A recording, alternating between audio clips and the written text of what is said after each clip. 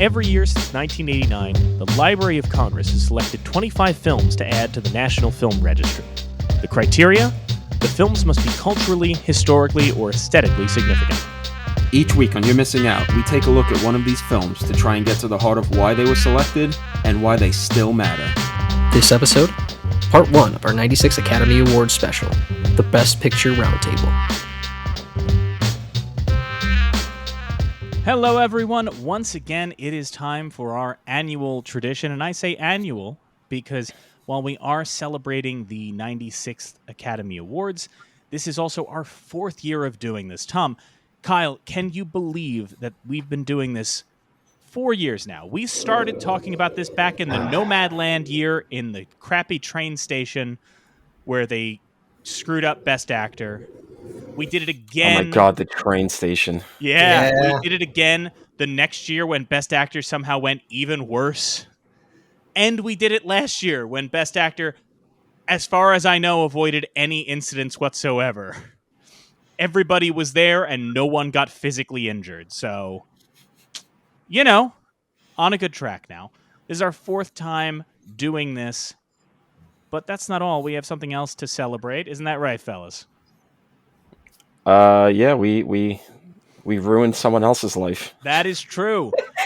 Officially, she's already been with us for a number of episodes that you guys will hear later, but we would like to welcome past guest and now full member of the team, handling our socials, weighing in on every episode with the registry statements, and joining us for the recording-wise first time here on their first Oscar special, Amanda Rush, now officially part of the YMO team. Amanda, how's it going?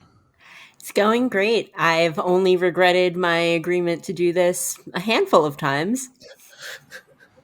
Well, Tom, you got to bump up the numbers then. This is really, normally you scare people off right away. So this is a problem. Yeah. That's all right. You're losing your touch.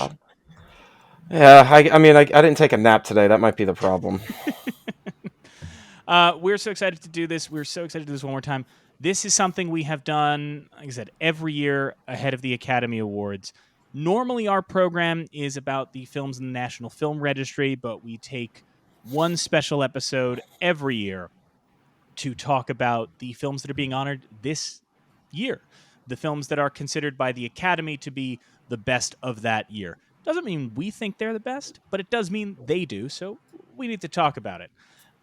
Just to be clear, for anybody who is checking this out the first time, either on our podcast feed or for the very first time on YouTube, where you can actually watch this, I'm, wearing an Oscars-appropriate suit. Tom wouldn't have worn a suit even if we asked him. Let's be 100% honest. No. I would have gotten an even worse shirt if you asked me to do that. He wouldn't have worn a shirt if you asked him to do that. Well, listen, I don't want people to get so horny that they end up crushing their phones in their hands. The best part of this is I had no idea what direction that was going in. There were like 3 or 4 stock Tom answers that could have gone with. So we are going to talk about and rank every single nominee in every single category. That's right. Unlike the Oscars 2 years ago, we will not be skipping the documentary and shorts categories. Remember when they did that? Remember how they just like Riz Ahmed and Questlove won Oscars and you just didn't see it on TV? Yeah, that's cool. That's we needed like bits of them, like, I don't know, handing out sandwiches to the crowd and nobody's into it. We needed to waste time on like dumb shit like that. Well, what we're going to do, just so folks understand, we are going to talk through all of the Best Picture nominees. Then we are going to give our rankings. We're going to go down the other categories, give our rankings, talk about what we'd swap in and out. First of all, let's just make it clear. These are not predictions, okay? We are talking about what we think, personally, are the best and worst in each category. If we put it at number 1, it doesn't mean we think it's going to win. Quite frankly, a lot of times our number 1s are not what ends up winning. And we're always happy about that. We're always thrilled. This year will be a little unique because every other year in the past, we haven't been able to react to the Oscar ceremony until we do this special again next year. But just a little heads up for everybody. If you are watching this and you're wondering, well, what will they think about the actual ceremony? Tom and I will be doing a live stream the Monday after the Oscars. So the day after the Oscars happen, Tom and I will hop on a live stream to react to what happened in the ceremony, talking about what actually won, what got snubbed, what monologue jokes landed, who got struck in the face with an open hand slap. Any of those, we will discuss. Jacob Tremblay. Are you wait? Is your implication that Tremblay gets slapped, or that Tremblay is slapping people? No, he should be slapped. Who's hitting Tremblay in your version? Oh, based on his poetry, Brolin. Is he? Why based on his poetry? So what's going to happen is we're going to live stream our reactions. So right now we are just focusing on what we think of these nominees. And to be clear, everybody, we are giving our opinions. Nobody, if you like the movies that we don't like, or you don't like the movies that we do like, nobody's being personally attacked here. Nobody is being called foolish here, except for the people who actually voted for these things. So without further ado, I think first we're going to go through the Best Picture nominees in alphabetical order. We're excited. This is the first time we're doing this with all four of us on mic, so this will be a lot of fun. Kick us off. Kyle, what are we starting with? We're starting with American Fiction. American Fiction. I did not know what to think about this. I remember hearing about it for a while, and the truth of the matter is, when I heard it was getting Oscar buzz, I was a little nervous. I like Jeffrey Wright, and I heard good things. But the fact of the matter is, I heard that this was a satire, and this was a satire that had strong potential of Oscar nominations. And as we have discussed on past years, the Oscars love toothless satires, right? What were the last couple of satirical films that were up for Oscars? Were Triangle of Sadness, Don't Look Up, Jojo Rabbit, Vice. None of these worked for me. When I finally sat down to watch American Fiction, on the other hand, I was delighted by it. And I don't mean just because I laughed a lot, and God knows there are not a lot of films that are ostensibly comedies that actually garner that many laughs, but it is very funny. Jeffrey Wright's terrific. But the other thing that I really appreciated about American Fiction is it's tackling complicated ideas without offering answers. I think too often one of the things that makes satires fail, especially Don't Look Up is a great example from a couple years ago, is that it's trying to give answers to the climate crisis. And the answers kind of suck, right?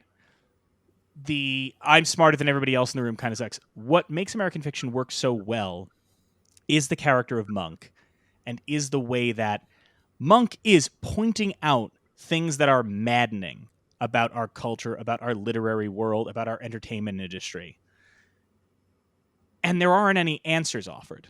There's this great scene he finally has this confrontational scene between himself and Issa Rae, the successful author who writes the book that he's kind of lampooning with Fuck, the title of the novel. One of the best scenes in the film. He's confronting Issa Rae, and he's saying, well, why are you doing this? Why are you creating these books to pander to white people? And she is saying, why are you taking this out on me instead of the white people that publish the books and buy the books?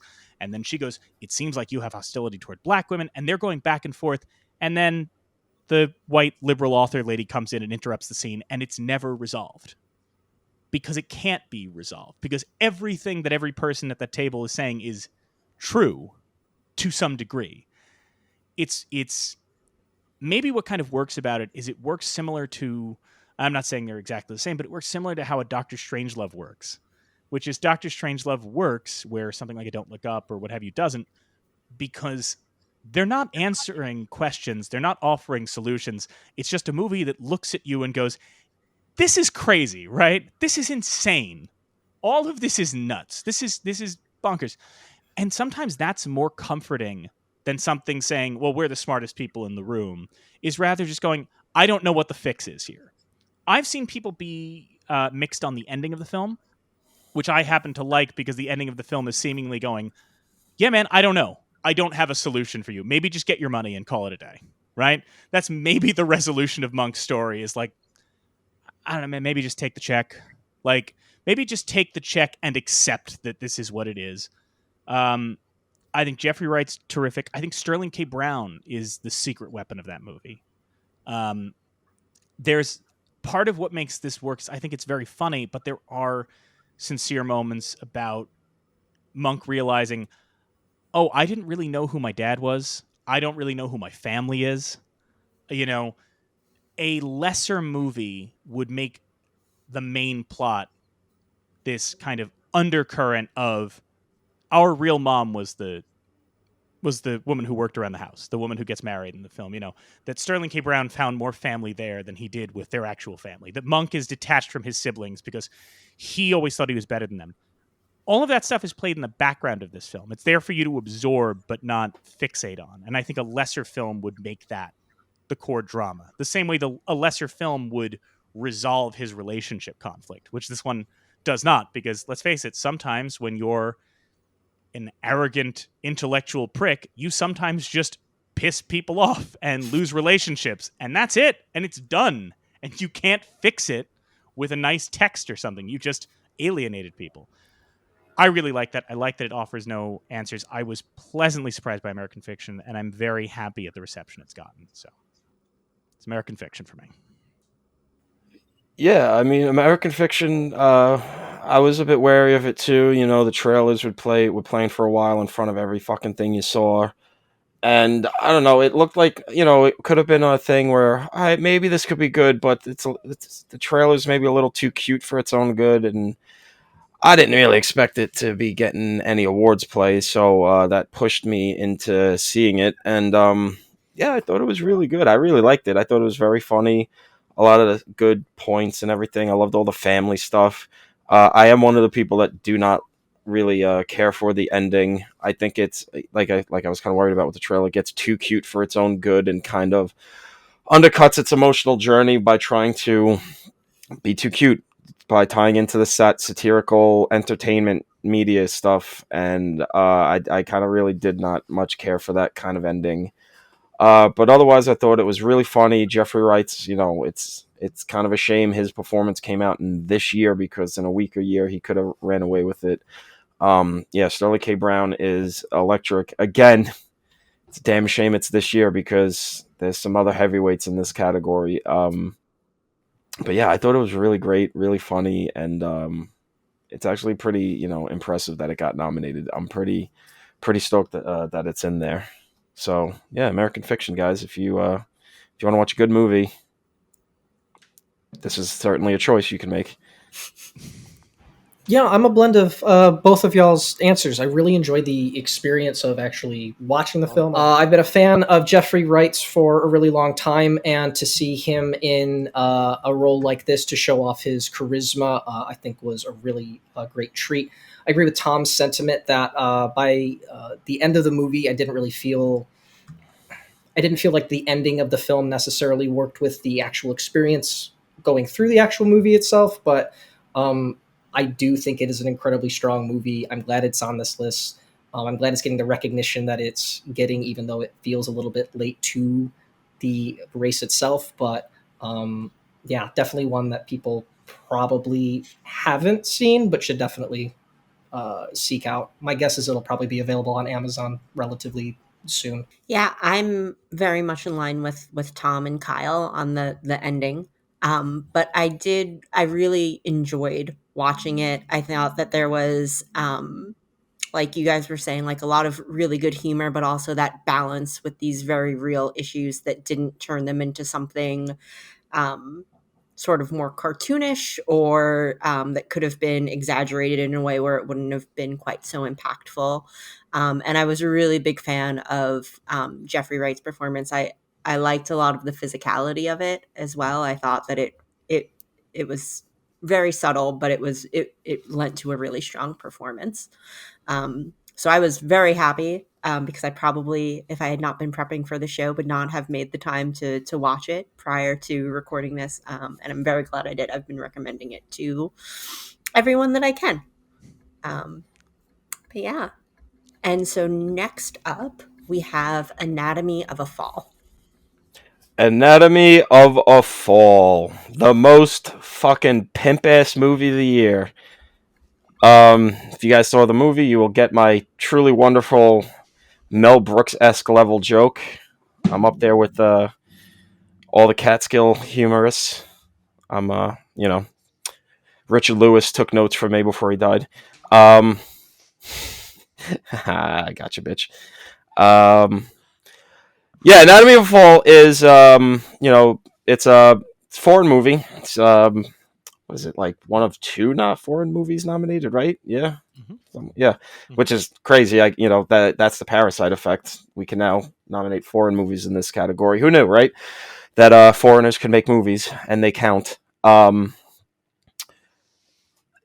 This is a movie that it's kind of hard to explain. Not hard to explain, but like the juice of what makes it so good is in the experience of watching it. Because on its face, it's just essentially guy dies, police think the wife did it, and then we spend a lot of time in court. And you go, all right, I mean, the courtroom drama, whatever. Like, why is that getting nominated? And I love me a good courtroom drama. I love a courtroom drama. It's like right below journalism movies for me. I love that. It's catnip for me. But it's really in the little details of how it all works and the ambiguity of the crime and how the crime is it a crime or is it a suicide? Is it an accident? And how we never really get answers for it. And really just the amazing spectacle of how fucking deranged French courts are. It's just a bunch of people dressed up, just being catty little bitches to each other the whole time. Um, and you know, it's very well written, well acted. It's very, you know, down to earth, humanistic. You know, it feels like you're watching a real life thing happen. With some brief flashes of cinematic style to make it not just like an episode of fucking Law and Order or whatever. But I think it's really great. Might quibble with the runtime a little bit. It is a hefty movie. I don't know if a courtroom drama needs to be as long as Dune 2, but I think it's really good. Justine Triet did a great job directing. Sandra Hüller, great performance, and can't leave out my boy Messi. Can't leave out the best boy since Brandy the dog in Once Upon a Time in Hollywood. That dog is fantastic, and yeah, they play an instrumental version of 50 Cent's PIMP a lot in this movie, and that is an absolute delight. Especially when you have in context the other movie Sandra Hüller's in this year, and it's just like, oh wow, quite the. I kind of would love to see that movie have that song in it. But yeah, that's my brief bullshit ramblings about Anatomy of a Fall. We don't normally talk about each other and our viewing experiences on this show, but I do just want to note that Tom got to Anatomy of a Fall later than me. He's watching it, texts me and goes, Is this guy listening to PIMP? And I got the glory of responding, Tom, you won't believe me, but this is a plot point in the film. I also texted you, I hate this French fucking prosecuting prick. Anatomy of a Fall. This is one of the ones I got too late. I missed it in theaters, but I was, eventually was able to see it. I had already heard people raving. I had heard people talking about her speech. I had heard people talking about the dog. And because I got to it late, Anatomy of a Fall slotted into this amazing place for me, which is a movie that you watch and go, wow, this rules. I wish it was any other year. Because Yeah. I think about the last couple of years that we have done these Oscars, and I probably would have been banging the drum for Anatomy of a Fall from start to finish. The screenplay is great. The direction is very good. Sandra Hüller's incredible. The cast is great. Tom alluded to the courtroom antics. There is something very fun. I grew up around lawyers and the legal system in America, and it's great watching a French courtroom thriller because every once in a while your brain goes, they can't do that. And then you go, no, they can. Everything they're doing is legal there. It's not here. And you know what? It's the rare movie that makes you go, maybe the U.S. justice system works okay. It's just the rare movie that makes you go, oh, well, at least we don't allow this. At least you can't just get up and read somebody's books and go, you see, I read their short fiction, and I guess that means they're a lesbian murderer. Like some crazy stuff. I listened to a bit of Justine Triet's comments on the Directors Guild podcast, and the thing I loved that really makes this so good is she kept referring to it as a genre movie. And I think the reason Anatomy of a Fall is so successful is that in her mind, it's a pulp movie. She starts from a pulp place, right? We sit through too many action movies, genre movies that decide they're elevated, right? Instead of what makes this work so well, which is, well, no, I'm just going to do my version of one of these, right? I'm just going to do this. In her mind, it's a genre film. And so that leads to some of the best decisions. You know, she talked about like, the movie works because she's seen a million genre films. We've all seen these. So any scene that was cliche to her, she tried to find a way to make it interesting. Every movie has the scene where after the body is found, the police show up to investigate, right? And the cops show up. She goes, we've seen that a million times. How can I make it interesting? It's from the dog's point of view. And you really appreciate how every moment in this film, she avoids cliche. You know, you may not love every aspect of it. I agree with Tom on the runtime to some degree. You know, it's certainly one of those ones where you do find yourself going, "Oh, okay, maybe we can tighten this a little bit." That said, you know, Hula's amazing. The speech that she gives is amazing, and I do love the fact that, you know, it's a testament to how good this movie is that most people I talk to at the end of the movie are confident in their answer of did he fall or was he pushed? Confident in it, and they're confident in different answers. You can absolutely come away from this movie, and that's the beauty of the script and the beauty of Hula's performance to me, is the fact that she manages to give a performance that if you are a he was pushed advocate or a he fell advocate, her performance works perfectly either way. So, yeah, I mean, look, again, in a different year, I am banging the drum for Anatomy of a Fall. I mean, especially Tom and Kyle, you guys know me well enough to know in a different year, this would be like the one that I'm screaming from the rooftops. So the fact that I'm not doing that this year is just a testament to this crop of nominees. So that's my take on Anatomy of a Fall. I did not get around to this one. It's one of the few that I didn't get to, so abstaining. That's okay. One of the last ones that I got to on my best pictures list was hooked from the minute. I kind of had an idea of what this movie was about going in, and so it's hard to not maybe have a presumption about maybe where you stand from the beginning. And even by the end, even though my opinion had maybe fluctuated just based on that performance, by the end I didn't really feel like it mattered because it felt like everybody kind of loses by the end. So it really is a great journey. I do agree with y'all that it could just be a little bit tighter, maybe closer to 2 hours probably would have been perfect, but I was genuinely surprised by this, and frankly, I would love it if, I don't know, this sort of kind of created this new interest and or people wanting to sort of see more legal films and stuff going forward, because I just think this is a really strong film that even just outside of this Oscar year, like, we're going to be talking about as just a great film. So really liked Anatomy of a Fall, so definitely get around to it, man. I think you'll enjoy it. I think it's actually coming out on streaming next week, so you can definitely get around to it. Next up, we have Barbie.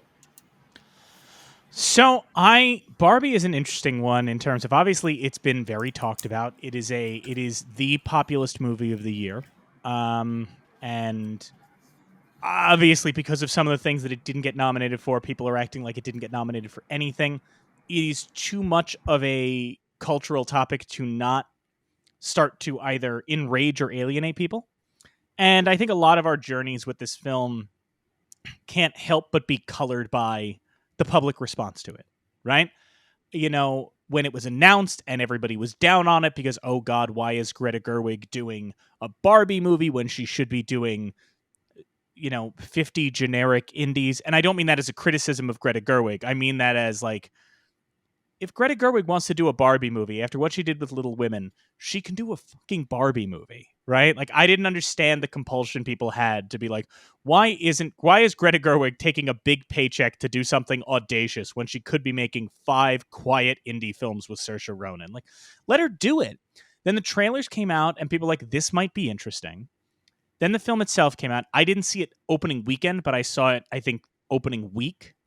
And by that point, The Mojo Dojo Casa House memes were out everywhere. The Ryan Gosling should win an Oscar for supporting actor conversation was happening. So before I even sat down in the theater, I had already heard this thing hyped into oblivion. And so I ended up doing the Barbenheimer thing, kind of on accident. I went to see Oppenheimer and then went, fuck it, Barbie's playing right afterward. Why don't I just do it? So I did them both back to back. And I think my first viewing of Barbie, because the reception was so good, I think my first viewing, I really took notice of its faults. I think my first time around watching it, I enjoyed the parts that were there to be enjoyed. I enjoyed the performances. I enjoyed the script. I really enjoyed the production design. I mean, it can't be said enough, the audacity of basically going, all right, you want me to make a Barbie movie? I'm going to make it look like Jacques Tati's Playtime and the young girls of Rochefort, right? That rules. But I was focused on like, okay, the stuff with the Will Ferrell character's kind of weak. Okay, I think this musical number goes on a bit long. Okay, I think the Gosling performance is good, but guys, maybe we calm down a bit. And so I was kind of impressed by it in some ways, but I was focused on why it wasn't a perfect 10.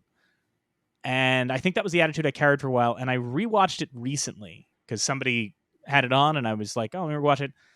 And I think it really was helped out the second time around when I could watch it again and go, right, let's appreciate how miraculous it is that this movie turned out like it did. How sharp the writing is, how clever the ideas are, how great the design work is, how ultimately moving the ending of that film is, the cleverness of kind of baking this existential crisis into a very silly story about the Kens taking over Barbie Land or whatever. So my appreciation for it has grown. It's I think the best way to describe Barbie is it is so much better than it has any right to be, right? It's so much better than any of us should have expected it to be. Do all of the jokes land? I don't know. Some of them maybe wear off the first time. There's some rough patches here. I understand that there's people that it speaks to a lot more than it speaks to me, and I don't mean that in a lack of empathy way. I just mean there are certain people who are like, well, it resonates with me, and therefore it is valid. And I think we can acknowledge that while also saying it can be a bit broad at times. It can be a bit, I don't know how to describe it, inconsistent in its pacing. I think that's one way to describe it. And again, I still think the actual Mattel Will Ferrell stuff kind of slows the film down in a way that I don't know if we need. But still, they made a Barbie movie that that nobody can be mad is in the Best Picture conversation. They can be mad if it wins, but there's very few people out there who are going to say, no, I'm furious that we're talking about it for Best Picture.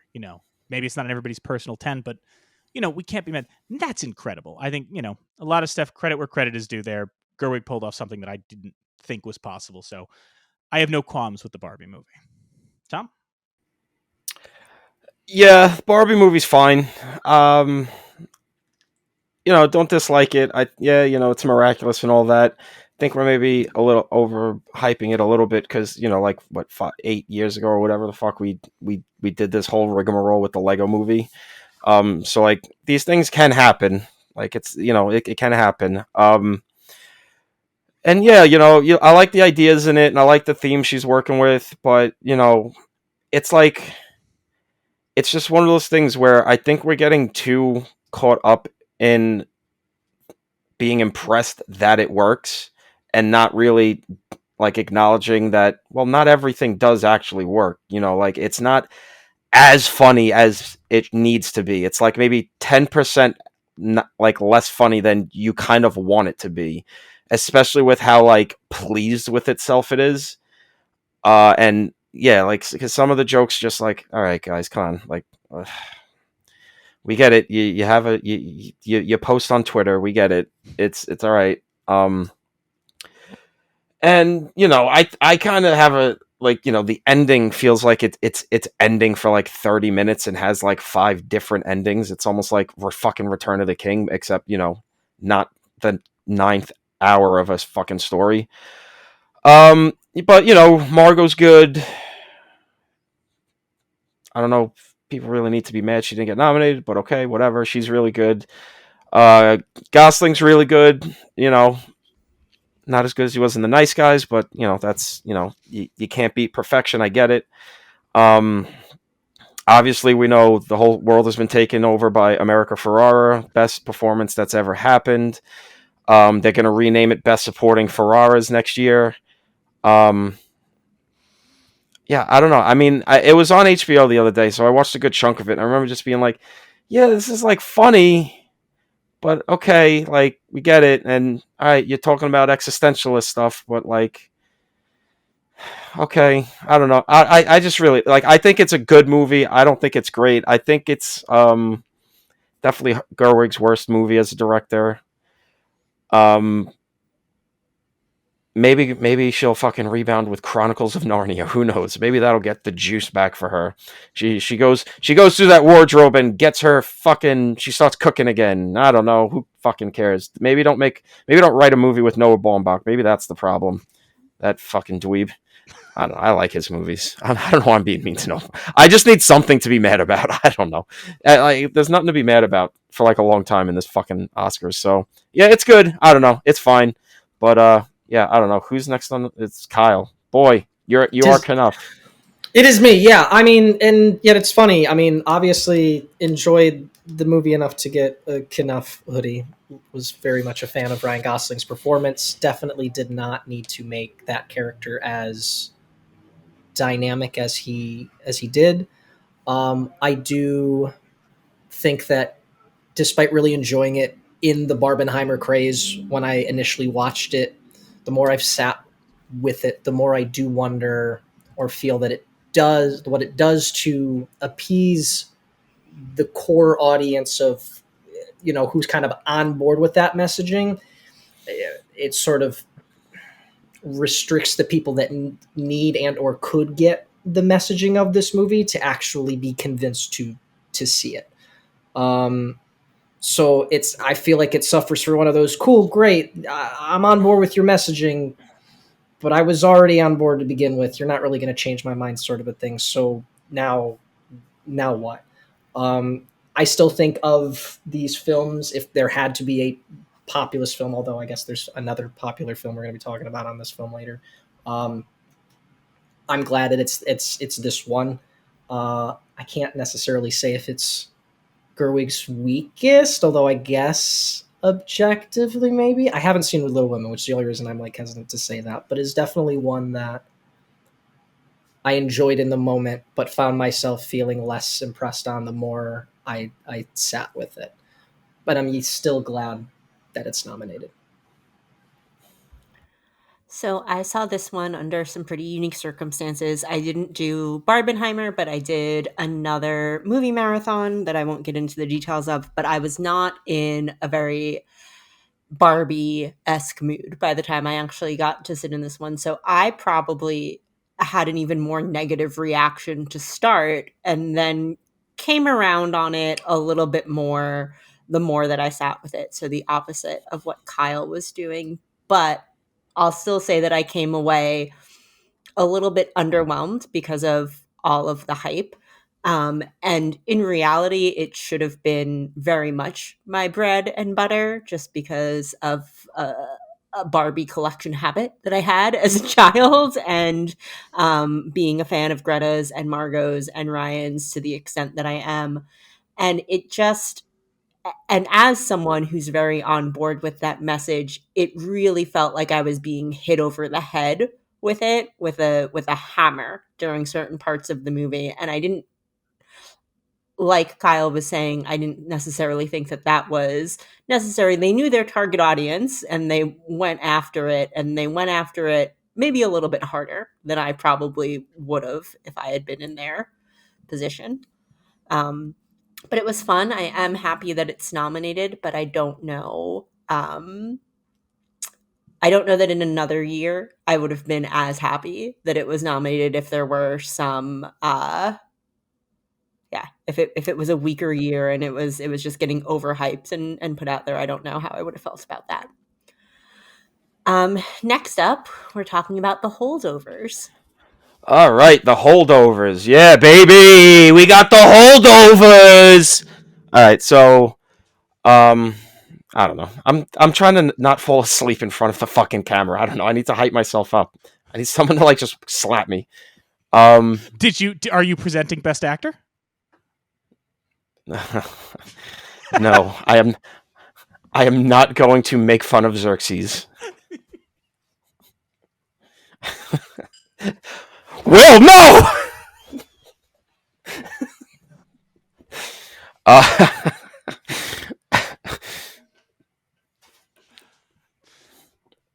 Holdovers. So the Holdovers, yeah.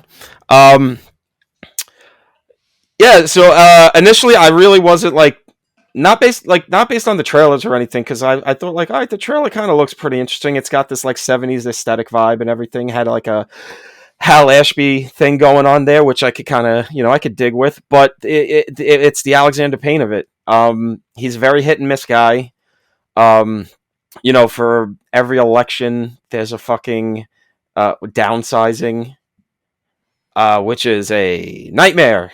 It is what I see when I cannot wake up. But I really loved Nebraska when me and Mike saw that. I always say that that's the movie. That's basically what his dad is going to be like when he's an old man, just doddering around trying to find the nearest Toys R Us. Old Bruce Darnay has such big Vic Natali energy. It's unbelievable.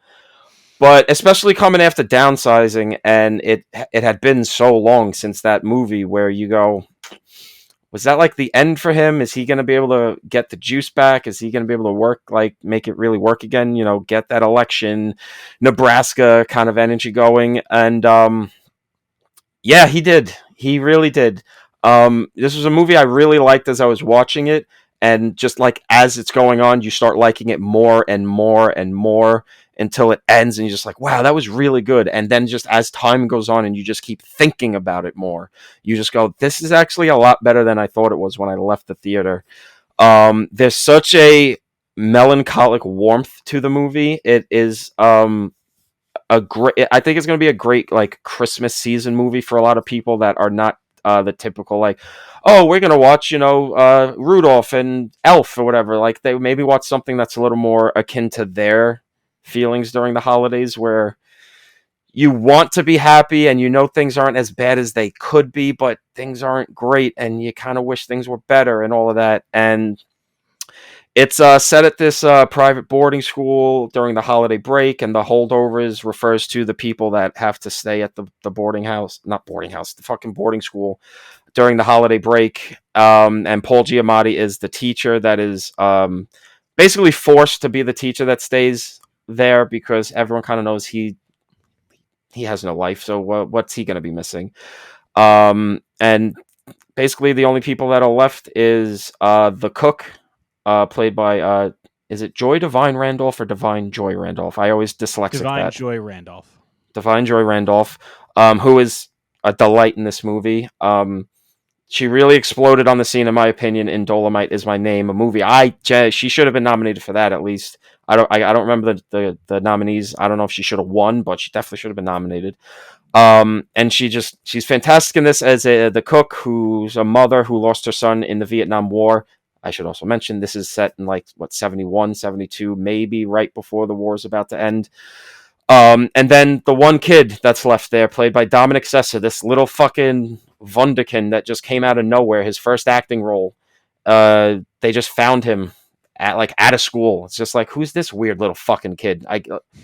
Who's this? We need him in the movie. And he's a kid with a fucked up family history, and he's got real behavioral problems. He's a smart kid. He's got a decent heart, but he just likes to fight the power. He likes sticking his thumb in the eye of authority, and it gets him into trouble. But throughout all this, or the course of this week, these three come to bond, and it's very heartwarming. There's a sadness to it. Paul Giamatti calls someone penis cancer, which is just such a great running you don't even think it's going to be a running joke that he's just so verbose and always likes to have such flowery language, and then at the end it's just like, you're dick cancer, and you're just like, hell yeah, let's go, start moshing in the theater like fucking Angel of Death is playing. Yeah. This is a movie that I actually really do. I think this is probably my favorite Alexander Payne movie. I'm thrilled that it's nominated. If Giamatti wins actor, I really wouldn't be mad. I think he's unbelievable in this role. It would be the rare case of being like a career Oscar and an Oscar he actually deserves. Um, I really hope Divine Joy Randolph wins because she's so fucking just heartbreaking, and it really upset Dominic Sessa didn't get nominated. Um, but it's like I said earlier about Sterling K. Brown. It's just that like such a year where he really wouldn't have had a chance anyway. But it would have been nice to get him that the acknowledgments. So yeah, Holdovers, really great fucking movie, and I'm glad it's in here. I was similar to Tom in terms of like when I saw the trailers, I was very meh on it. I saw Downsizing in the theater, and that's on me, to be honest. That's my mistake that I did that, and then reported back like I had been to war, trying to explain this movie to Kyle and Tom. But then Tom saw it before me and told me, no, it's good. It's not how it looks, right? It's not the vibe you get. Because I think by this point, we've been doing these Oscar things for years, and Tom and I have been paying attention to the Oscars for even longer. There's usually one buzzed about movie that is like a critical favorite amongst a certain kind of critic, where then we kind of have to watch it and go, all right, we get it. We get it. You're a sensitive little lad. Jesus Christ. And that's how it felt from the marketing, right? Or as Tom put it famously when describing Spencer, haha, sorry, soft boys, on a previous Oscar special, which I think of that all the time. But I was worried that's what it was. Tom said, oh, no, it's not. It's not that at all. I got invited to a screening, and I was allowed a +1, so I actually, Kyle came with me to that. Neither of us had seen it yet, which was very cool to do. You made a face, Kyle. I'm allowed to say that you're my +1. If I'm allowed a +1, I'm allowed a +1. I was looking at the audience. I wasn't looking at you. Right, good. I brought Kyle with me to that, which was very cool. By the way, my apologies, Amanda. As Tom acknowledged, him and I went to see Nebraska. Kyle and I went to see the Holdovers. So my promise to you, the next Alexander Payne movie, I will just drive out to your neck of the woods to make sure we go see it. Okay? Just, Downsizing too? Trust me, the Q&A we saw with Alexander Payne after Holdovers, not a chance in hell he's making Downsizing too. That was half of Alexander Payne's, right, Kyle? I would say like half of Alexander Payne's answers in the Q&A were just talking about how miserable he was making Downsizing. The only thing I remember about that Q&A is he complimented my birth movie's death hat. That's I was very happy about that. That's true. Kyle got complimented by Alexander Payne and the producer and the screenwriter. All three of them complimented Kyle's hat. Shout out to birth movie's death. Yeah. R.I.P. R.I.P. But yeah, so I finally saw it, and I was blown away. And I think one of the most exciting things for me is the movie ends, and I lean over to Kyle and go, there's a movie that like most people don't remember that I love called Harry and Tonto, and that really reminds me of Harry and Tonto. And then later, Payne is talking about all the movies that influenced them, and he talks about Ashby, he talks about that, and he goes, and don't forget Harry and Tonto. Harry and Tonto is great. Go out and see that if you haven't seen it. It's a small win there. And much like Harry and Tonto, we talked about that on our Chinatown episode about, well, I remember Tom making a crack about like, how are Jack Nicholson in Chinatown and Al Pacino in Godfather 2 up? And it goes to Art Carney for Harry and Tonto. After I saw Holdovers, I texted Tom. I went, that's how. Because Giamatti in this film is Art Carney in Harry and Tonto. Is it a movie that in 10 years you're going to turn and go, oh, that should have won Best Picture? No. But it's a performance that you cannot be mad if it wins, because it just, everything about this sweet little movie works. There's nothing groundbreaking about it. There's nothing earth-shattering about it, but it is just a nice, cozy movie with some real emotion. The script is great. I love that little moment where they're talking dinner and Caesar's talking about, getting kicked out of school and saying like, well, if they send me to the military academy, then, Vietnam hangs over that movie like a cloud in a brilliant way. Such tender moments. And as has been acknowledged, Divine Joy Randolph is remarkable. It's so weird because, again, you hear everybody buzzing going, well, she's a front runner for supporting actress. And when you watch the trailers, you're like, how? Seems like she's got a very minor part in this film. But then you watch the movie and you're like, yeah, that is the definition of a great supporting performance. Not this nonsense that happens every couple of years where they're like, well, it's kind of the secondary lead, but we'll call it supporting. No, that's exactly what that is. She hits every note right. She does so much with every scene she's got. I like the Holdovers quite a bit. I have debated getting a Barton T-shirt. Big fan, all for it. Man, Yeah. So I was slow to watch this one and probably would have been even slower to watch it were we not recording this episode. And that would have been a big mistake. And I think it's because, at surface level, seeing the trailer, you're absolutely right. There's nothing groundbreaking about it. We've seen a story like this told many different ways. And based on the trailer, I assumed that I had seen a role like Divine Joy Randolph's in several different movies. And to me, it all comes down to the actual performances of, the three main cast members and the subtlety and the nuance and the sheer just relatability of every single one of them in a way that didn't feel over the top and that felt comfortable and well paced. I really enjoyed it, and I think that I probably, based on the trailer, would have dismissed it as something that I've seen half a dozen times before. But their spin on it, which is always my favorite thing, because I'm a big believer that there aren't many stories that we haven't heard or seen a dozen times before. It all comes down to those little choices, and I really, really enjoyed this one. I loved it. In fact, I suspended my marathon of films because I really wanted to sit with it for a little bit after I first watched it. I was also a fan of this one. As Mike mentioned, we saw it at a screening together. Big fan of Paul Giamatti. I think it's one of his best performances that I can think of. I love Dominic. I definitely resonated with the atmosphere, being a latchkey kid and also going to a college that very much had a similar aesthetic to that boarding school, and spending like holiday breaks between Thanksgiving and New Year's on that campus on yourself. Like, it's a weird, spooky feeling, but you also sort of remember the time and the connections that you were kind of forced to make in order to navigate that time, so you were a little less alone. So I think that movie captured that feeling very well, especially given that it's a movie set during the Vietnam War, and so it almost feels like that emotion can be timeless in a way. So very strong film. Love this. Just reminded me that I do need to go and see Sideways, because it's been on my list forever, but I have not had a chance to see it. Up next, we've got Killers of the Flower Moon. Oh boy. We're gonna do our rankings at the end, so I'm gonna try very hard to, mask where this lands for me. Try and keep that close to the vest. This is one of the greatest films in American history. This is one of my favorite Scorsese films.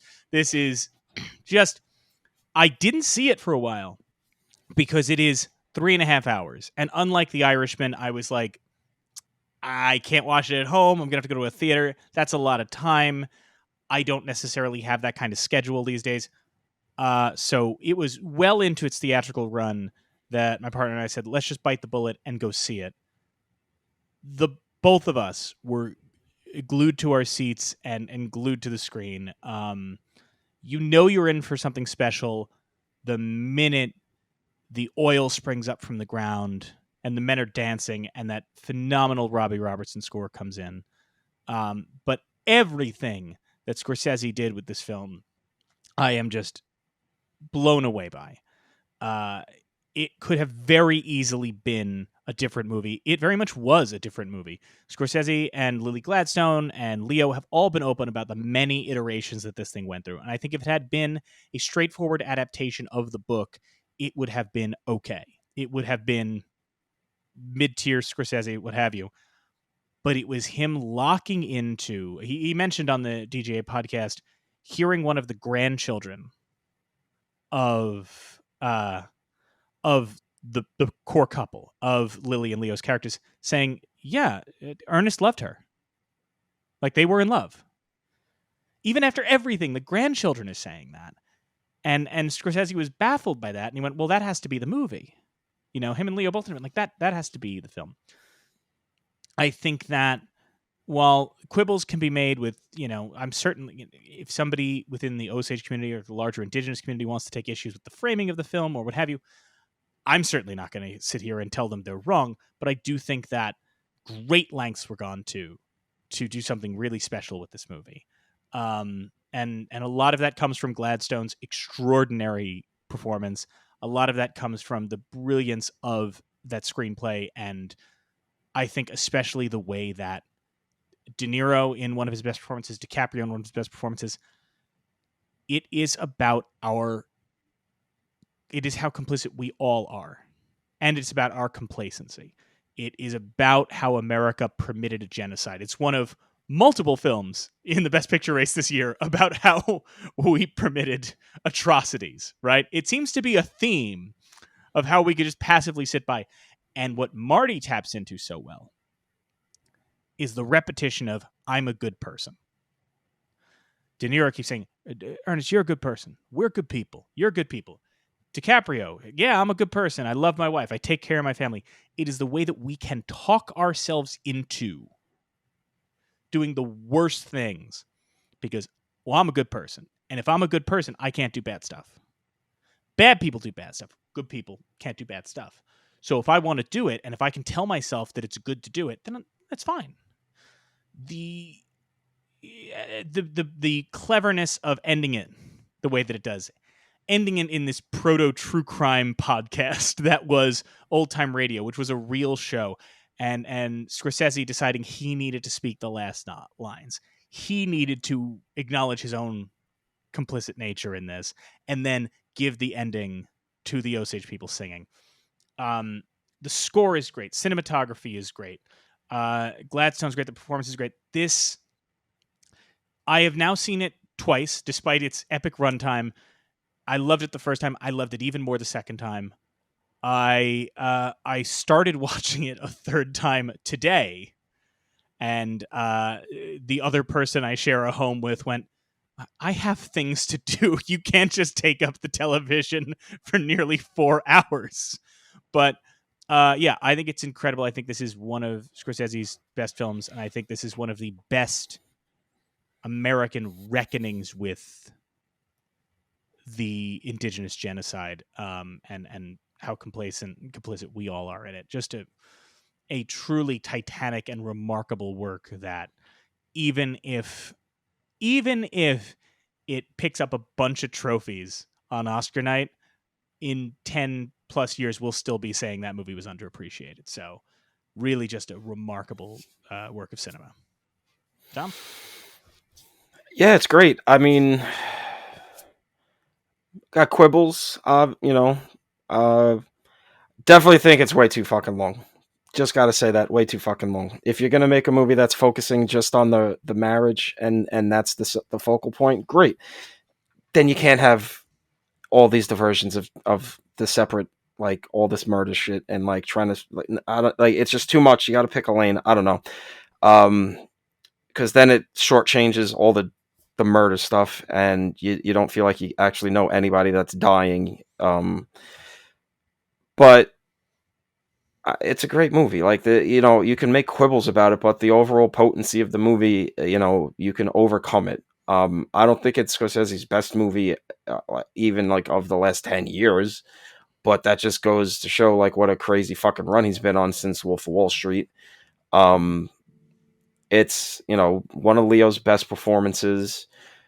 It's great, Scorsese, how he figured out how to use De Niro's just complete inability to be anybody other than himself these days in movies to his benefit. Lily Gladstone, she's great. She's gonna win. She deserves it. Love that. I think it's one of the funniest things about this movie is that it's not that it's not about our complacency with all of this, but I do love that there's a big part of the movie is that back then you could just do crimes and nobody would know, but that the second someone comes around and asks questions, everyone's just like, oh yeah, well, he did it. Obviously, we know this. They're not even being smart about this. We know they did it. So, like, it's a thing about, like, yeah, we allowed it to happen, and then with the postscript where, like, they didn't really get, like, crazy jail time or anything, there is still just a bit of just, like, yeah, but it was just too easy. These are all morons. They are not smart. They're just straight up doing crimes in public in a tiny little shit-ass town because there's no police force. There is, up until the, like, I don't know, hour 2 of the movie, there is no federal police force. People, outsiders that can just not be like, yeah, you know, we just came for our Klan rally and we need to look into this crime, you know. It's just like, there was just a time in America where you could just do crime. And it would just be like, yeah, I'm getting away with it. Because unless I literally do it in front of an army, nobody's going to stop me. And if they know I did it, I move. I just move. And you know what? I say we need to make America great again, and we need to go back to crime being legal, and that's why I'm saying we need to initiate the purge. But it's a great fucking movie. As much as I'm joking about it, I think it's a great movie, and just a damn shame that there were other movies this year. I'll just say that. Yeah, I'm also a blend of both of you. I recognized that what I was watching was clearly a great film, obviously something that was getting early Oscar buzz right away. It was not something that I felt resonated or stayed with me as much as some of his other films of recent memory, but I'm still really appreciative and recognize, as Mike has mentioned towards the end, Marty's self-awareness in his place in telling this story, and I have to recognize and give that credit, especially being one of the last few filmmakers willing to kind of have that level of self-awareness compared to somebody like Cameron, who's just like, fuck you, I can just do what I want because I make a fuck ton of money and it doesn't really matter what you think of me, you know. I respect it a lot. So it is a movie I hope will grow on me as I watch it and we talk about it more. But it is not a film this year that was particularly high on my list. And I'm just going to leave it at that. I am about to make Mike's eyes narrow and his head shake a little bit further. But here's the thing. So I watched this movie. Because of the runtime, I left this movie for last. I woke up at 6 a.m. today to watch this movie. And I agree with all of the reasons that we're saying that it is an objectively very good movie. But I think that it's one of the ones that I would have to sit with a little bit longer and go back and watch again for some of the nuances in the performance, because Lily Gladstone stole it for me. You know what I mean? Like, I was completely fixated on that. And because of that, I don't think I was paying enough attention to Leonardo DiCaprio's performance, because I also saw the direction that the story was going. And, you know, the emotional reaction of it was, what a piece of shit. So it's definitely something that I'm not going to complain based on whatever happens at the Oscars. I can appreciate it for all of the reasons that we're celebrating it, but I myself just need a little bit more time to marinate in something. And so it probably should have been my first movie. I should have tried to get it out of the way, but I am a procrastinator with ADHD, and so I was not jumping to watch it until this morning. So that was that. Next up, we're going to be talking about Maestro. Oh, great. I get Maestro. I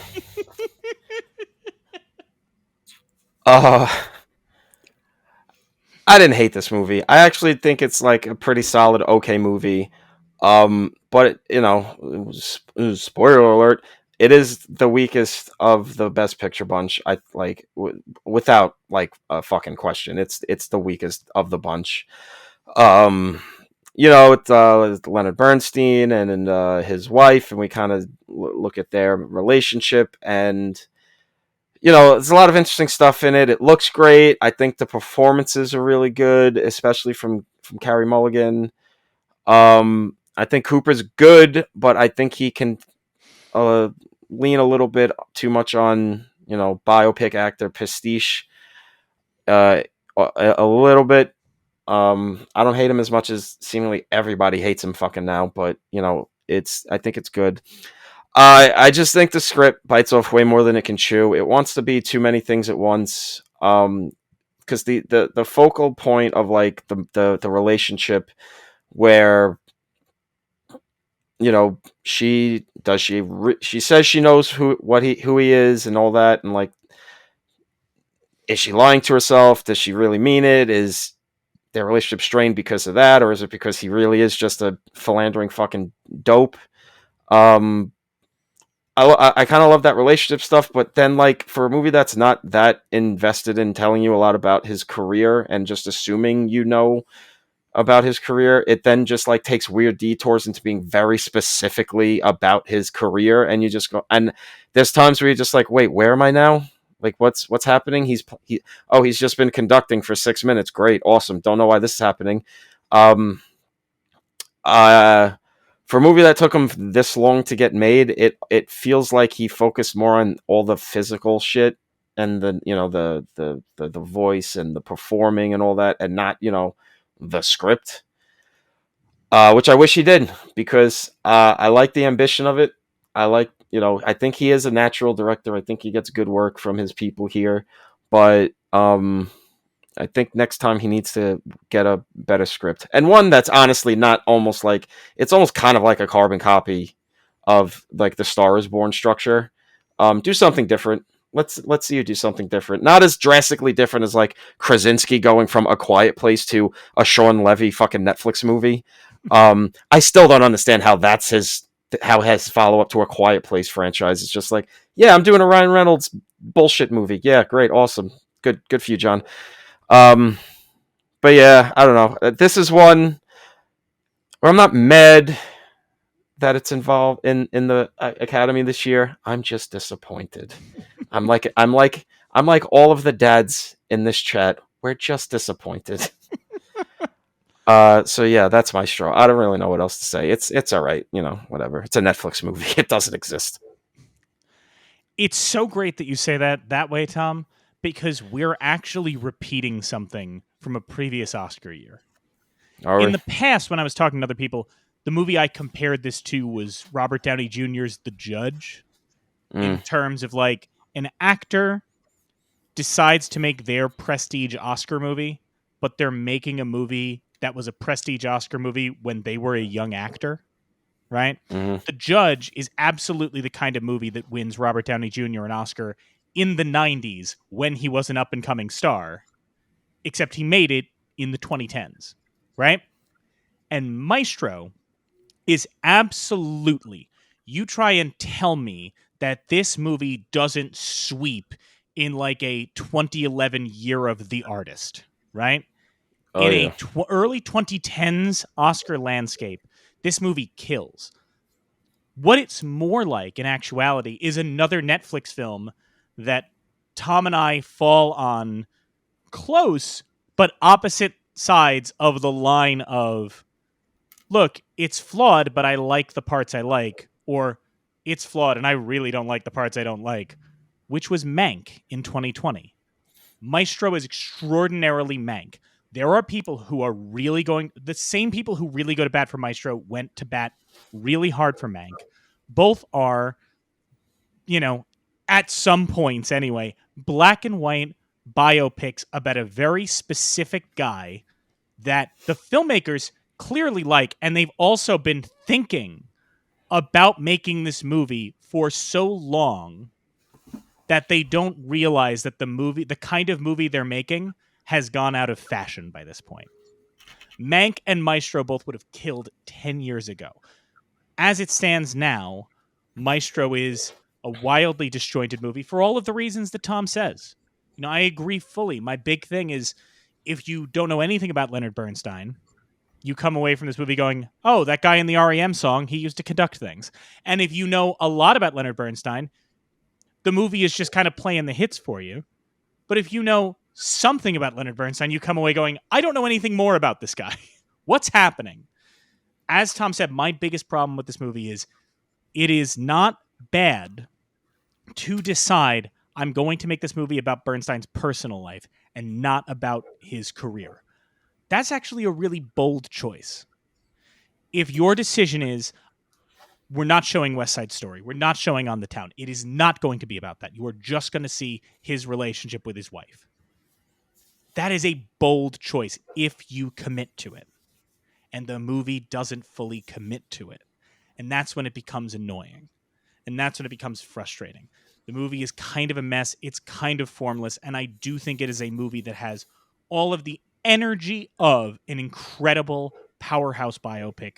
And it has that energy so much that it tricks you into thinking it works when it doesn't. So, yeah, Maestro is unfortunately a mess. That said, it has given our household one of the best lines of the year. The amount of times we have quoted, "Who abandoned Snoopy in the vestibule? This is his day." You would be astounded how often that comes up in our home. But yeah, I am sorry. Maestro is the one Best Picture nominee that I really can't sanction this year in any capacity. In any event, Amanda? I was disappointed because I think that Maestro had the opportunity to do so much more than it did and tell a similar but slightly different story that I think would have resonated a little bit better with me. They made some choices just against the actual facts that I think had they not made that decision, it would have been interesting. For example, his wife, whose name I'm going to forget now, before they even get married, has written him a letter acknowledging the fact that she knows that he has relationships with men. Whereas throughout the movie, it's revealed more like Carey Mulligan is like slowly realizing everything that means. And I think to tell a story that takes place during this time where she has willingly agreed to sort of live this facade, but is coming to terms with the fact that that's not enough, is just a little bit stronger than the direction that they actually went with it. And I also think that it could have I wanted more debauchery, right? Like, I've read the interviews, I've read excerpts from his daughter's memoir. I know that he gets a lot more unhinged in real life than he did there. And I think that would have been such a not fun, it would have been uncomfortable, but in a good way to sort of push the boundaries of this movie. And I think it stayed within a very safe box. And I think it tried to do it simultaneously didn't do enough for me and tried to do too much all at the same time. So I am with the both of you that this was not at all the strongest movie out of any of the ones that I had watched. Surprise, not my cup of tea either. But I will try to end it on a high note. I do appreciate the amount of care and respect that Bradley Cooper has tried to navigate, even though it has been kind of awkward in the last week or so recently. But that being said,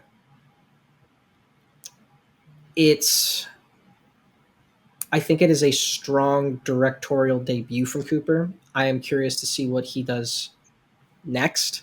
I am a huge fan of that actor to director transition, and you kind of either do it well or you don't do it at all. And I think even though this may not necessarily be a movie that I'm going to go back to, it is still very apparent that it comes from somebody who very much cares about the craft of film and art, and I commend him for that.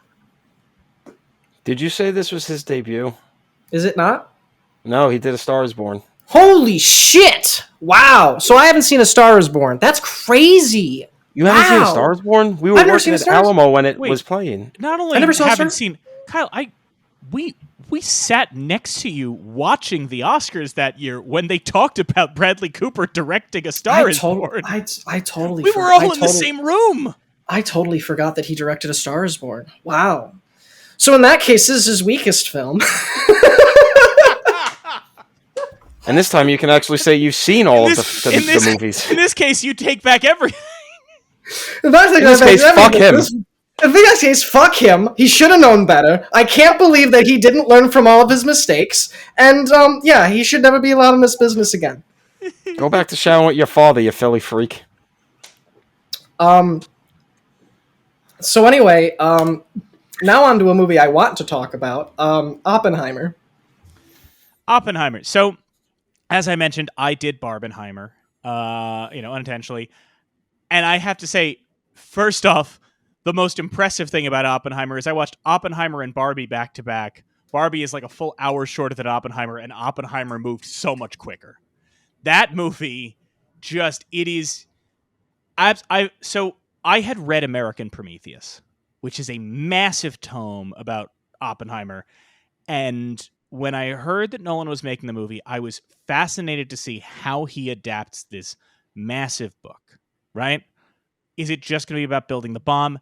Like, you're not going to be able to, in one film, do the entire Manhattan Project and also the, communism inquisition and also what a weird little freak he was in his personal life and also his school antics. You're not going to be able to fit that all into one film. So what is he going to do? And then I saw it, and it turns out he did all of it. He did all of it in a 3-hour movie that absolutely moves like a blockbuster, right? I mean, it's one of those things where when you find out that a 3-hour movie about Oppenheimer was a summer blockbuster, in a sense, like, you don't believe it until you see it and you go, I can absolutely see how this played like gangbusters, right? It is... I can't be against it, right? Like, it's very odd to discuss in a way, even though it's been less than a year that it's out. In some senses, talking about Oppenheimer here is almost like how it is when we on regular episodes of the show have to talk about like Frankenstein or Star Wars or one of those where you just kind of want to go like, yeah, it's fucking Oppenheimer, right? Like, it has somehow already, and I don't even mean that as in like, that kind of film nerdy sense of like, well, it's a modern classic, but it is a movie that just like you already feel like has entered the canon. You know what I mean? Like, you already feel like it's been talked to death, right? It's an absolute juggernaut of a film where almost everybody in that movie is firing on all cylinders. It is truly impressive how it tries to grapple with a very complicated aspect of American history in a way that I think there are people who have qualms with, like, the amount of complaints we heard about, well, why didn't you show the effects on the Japanese, or why didn't you show this, or why didn't you show that? And it's like, because it's not that movie. And that's okay. Like, I don't, there's certain things where it's like, yeah, I don't think this person should be tackling this, right? And I don't think that this is the movie for that, right? I think what people miss is like, Nolan had the right idea, which is we should process this the way that Oppenheimer processes this, which is we should understand the unfathomable horrors and have to live in it, which is why I love that sequence when he's speaking to the people and you hear the sounds of screaming and people's faces are melting. It's like, that's what you have to deal with, right? That he simultaneously doesn't have to look at all the pictures, but he does have to grapple with what he has done. I love how it really kind of takes America to task while still like helping us understand the jingoistic attitude that led us there. It's a movie about reckoning. It's truly just, and the other thing is, I can't help but say it this way. You almost want to go, they don't make them like this anymore.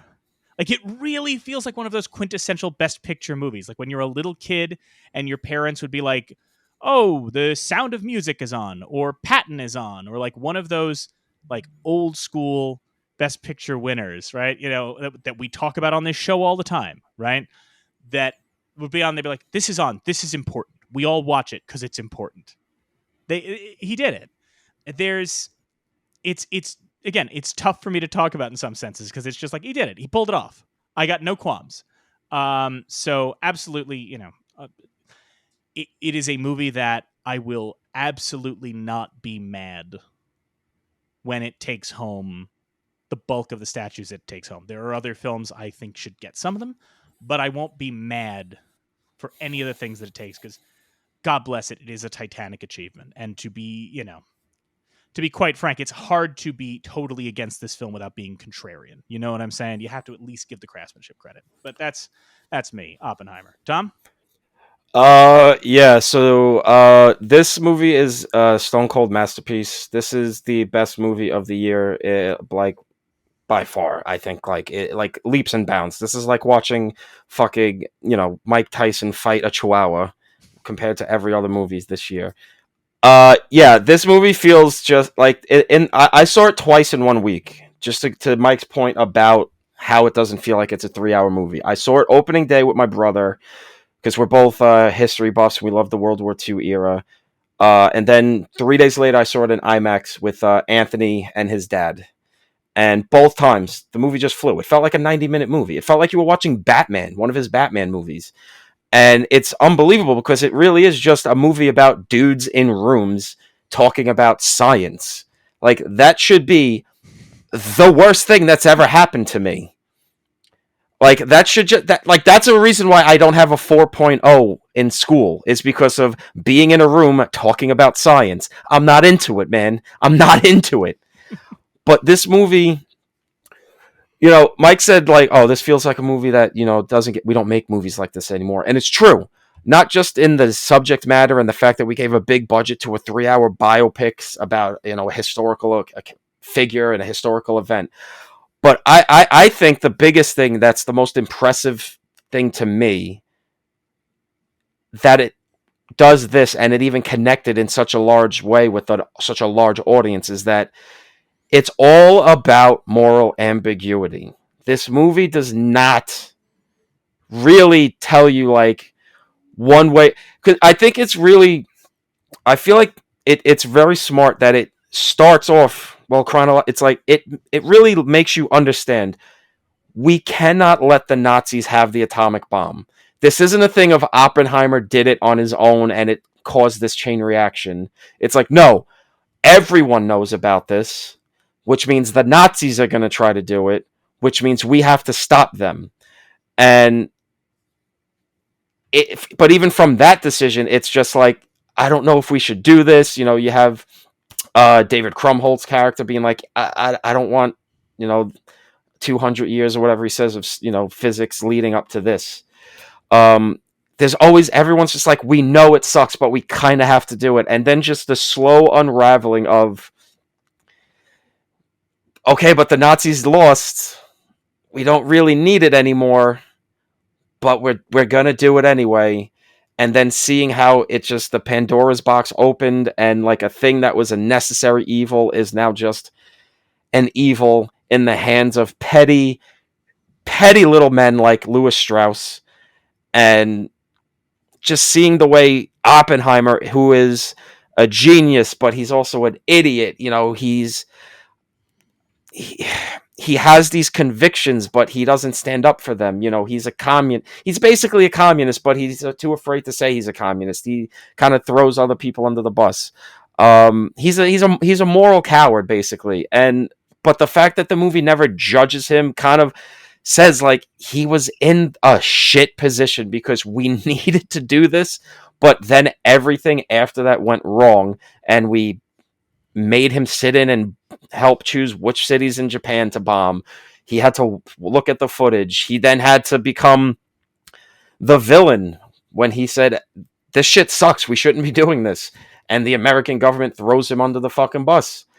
And the fact that he's able to balance all of this shit with his usual Nolan crisscross cutting through time and storylines. There's like 3 storylines happening at a time. There's him making the bomb. There's him in the committee, and then there's the Louis Strauss stuff, and you're just like, the fact that you're even able to keep track of all this shit while he never holds your hand about the science of it all or the names of everybody. You know, he does the thing that a lot of these big budget movies used to do, these historical epics used to do. He was, you know, the basically casting bragging.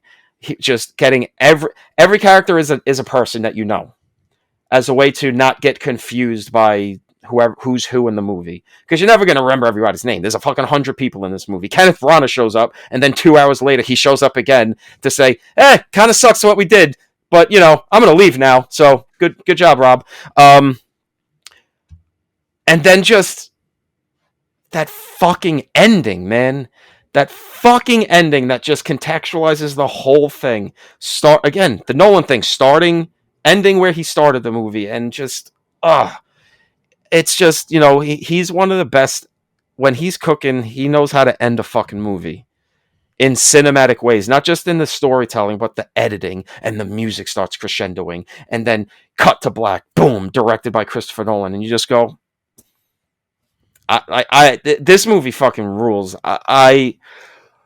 This is going to sweep pretty much every category it's in, for the most part. That, you know, there might be a thing or two here it loses, but I think Cillian deserves to win. I think Nolan deserves his director Oscar. It deserves Best Picture. Robert Downey Jr. 100% deserves his Oscar for this movie. This is 100% what he needed after leaving the MCU and flopping hard with Doolittle. He needed this bad, and he fucking killed it.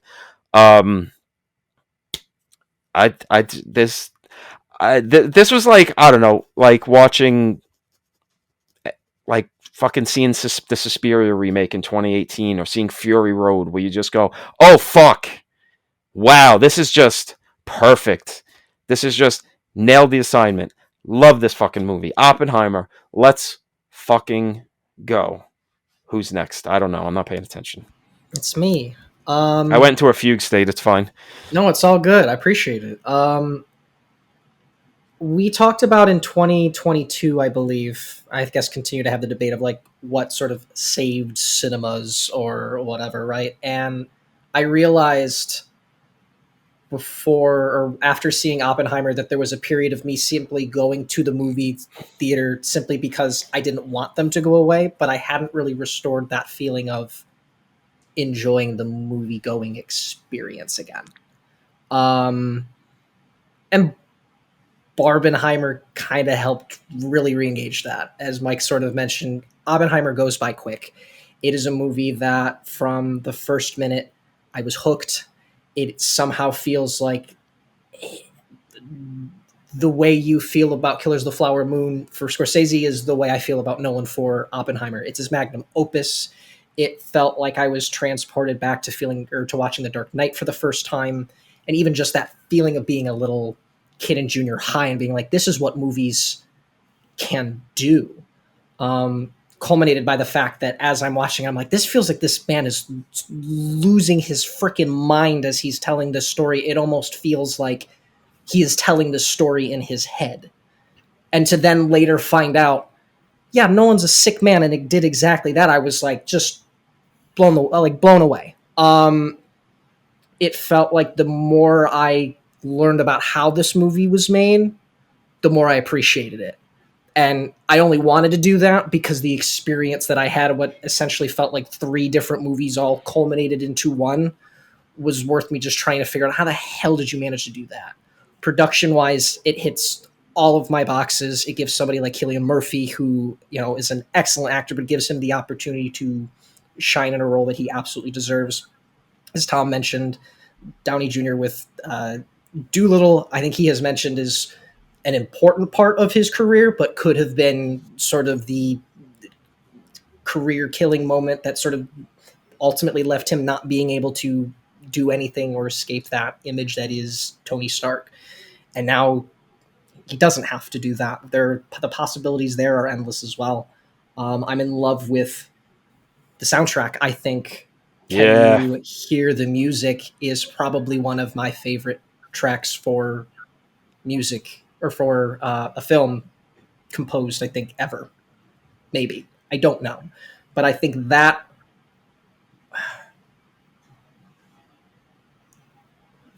the entire experience of that movie And I think reminding myself how important experiencing film is, not just like watching it, but also experiencing it with other people, really makes a film. And so even though we have all had conversations and movies have well been on their way for the last year or so, it felt like for me, Oppenheimer was the moment in my head. I'm like, oh, movie going is back. I am ready. I am hyped.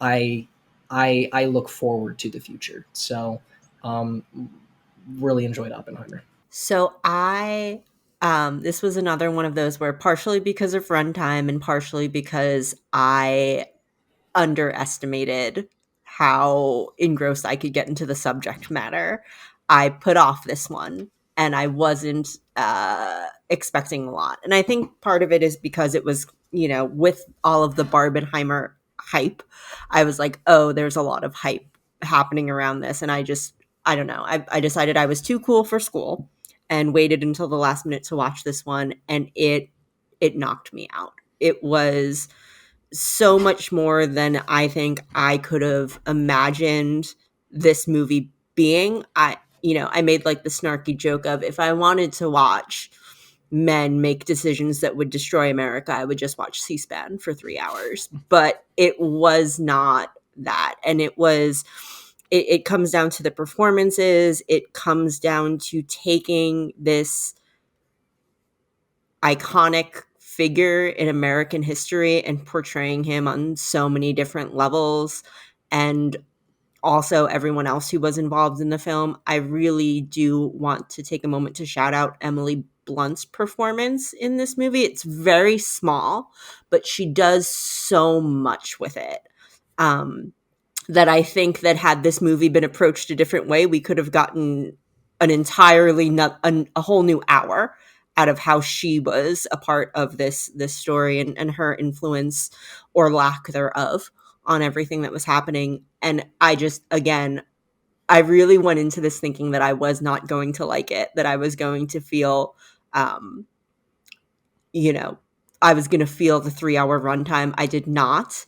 In fact, the only message that Mike got from me last night when I was watching it was that I was very uncomfortable with how attracted I was to Cillian Murphy portraying Robert Oppenheimer. But yeah, I really, really enjoyed this one with a lot of reluctance, and it's not easy to change my mind once I've made it up about something, even if it's with no context. So I enjoyed this one. I will not be upset if and when it sweeps. But next up, we are going to. Well, can I just want to, because I just remembered this one bit, and I just want to say it because I don't want to forget it later on.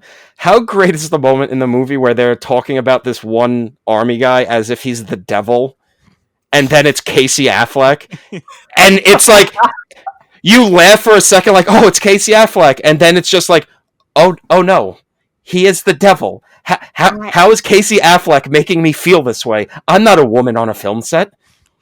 And I can't stand Casey Affleck, and I think that seeing that he was cast in the movie, I was like, I don't want to see anything with Casey Affleck in it. Like, I'm not about it.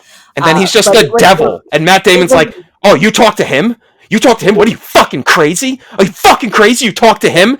And you're just like, who could it possibly be? And then it's little weenie Casey Affleck. Biggest magic trick Nolan's ever pulled off. Yeah, and it was the exact role that I would accept Casey Affleck in. Yeah. Yep. That being said, we are now going to be talking about past lives. Yes, and now for something completely different.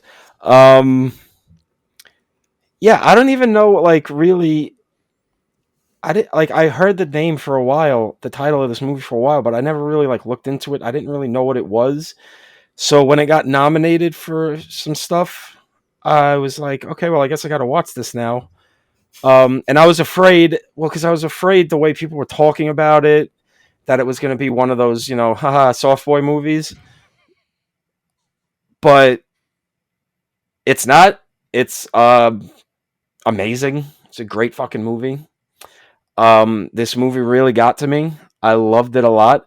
It is, funnily enough, coming off a Nolan movie, a movie that's very much about time and the passage of time and what time does to us, which is, but this in this case in a very low key, intimate character drama about a Korean boy and a Korean girl. Korean, not Korean Americans. They are the movie starts in Korea when they're 11 years old, and they're 11. They've got a oh, we kind of got like a crush on each other. Oh, we're gonna go on a date. Oh, it's so cute.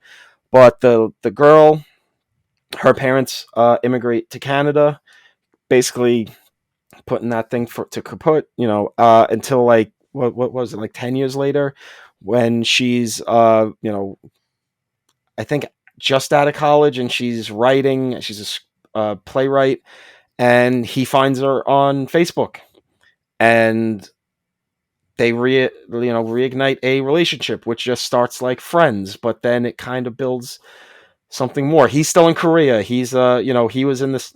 He's in the service, the mandatory military service, and he's kind of figuring out what his life is. So this is a completely strictly online relationship until it kind of gets to a point where it just can't work anymore because he really can't come to America for a while, and she wouldn't be able to go to Korea for a while, and she's so into the relationship it's kind of distracting her from the work she really wants to do, and she says, we can't talk for a while, I need to focus on my work. And she says it with the intent, maybe in a year or so we'll talk again, let things settle. And another 10 years go by, and they meet up, they finally get to meet in person, and you just see what life has done to them. And just because we had this thing then, do we have feelings for each other now? And even if we do, can we act on it, or what does that mean, and all of this stuff. And the beauty is in the details of this movie. The direction is low key but masterful. It is not showy, but it is very cinematic in the great indie way. This is like a complete opposite of what Nolan's doing with Oppenheimer, which is like the perfect blockbuster filmmaking. This is very just two people just kind of being in love from a distance, and how time can and distance can really do a number on us. And yeah, I really connected to this movie a lot, and I think it's very insightful and very. It doesn't make the easy choices. This could have been a very melodramatic bullshit, like Nicholas Sparks ass fucking movie, and it is not. It is heartbreaking in its ways without being like a cheat, sticking a knife in your ribs or anything. It's just that the way life really is with a relationship, and where things don't really work out. And because like I told Mike, which it's really fucking crazy that I watched the movie the day I did, because the day I did I rewatched Avengers Endgame, and the MCU had such a very specific, strong part of my relationship with my ex. Because the first time we ever met was at Captain America: Winter Soldier. So when we broke up, it was before Endgame came out. So I saw that on my own, and I just started Cap picks up the hammer, and Avengers Assemble. I'm crying in the movie theater because I'm just thinking about the fucking 7-year relationship just ended. So to then. And I watched it the day before, the day of, before I watched Past Lives, and I started feeling that shit again. And I was like, fuck, is this ever going to go away? Am I ever going to be able to watch this movie without remembering that? And so to watch this movie, and how this guy in this movie is kind of having that same thing of just I can't forget this girl, even though I know it's not going to, it's never going to really happen. It's always just going to kind of be a memory to me, and a fantasy, and, maybe in another life. It was just very profound and impactful for me on that day, and it really was kind of like the balm I needed that day to just be like, okay, I know, and I'm not alone in this feeling, but just to see a movie that was so specifically very much about what I was kind of dealing with at the time was just it's really fucked up. And another movie on this list of movies with a great fucking ending. I love that ending, and this movie, this is going to have a special place in my heart for the rest of my life. I love this fucking movie.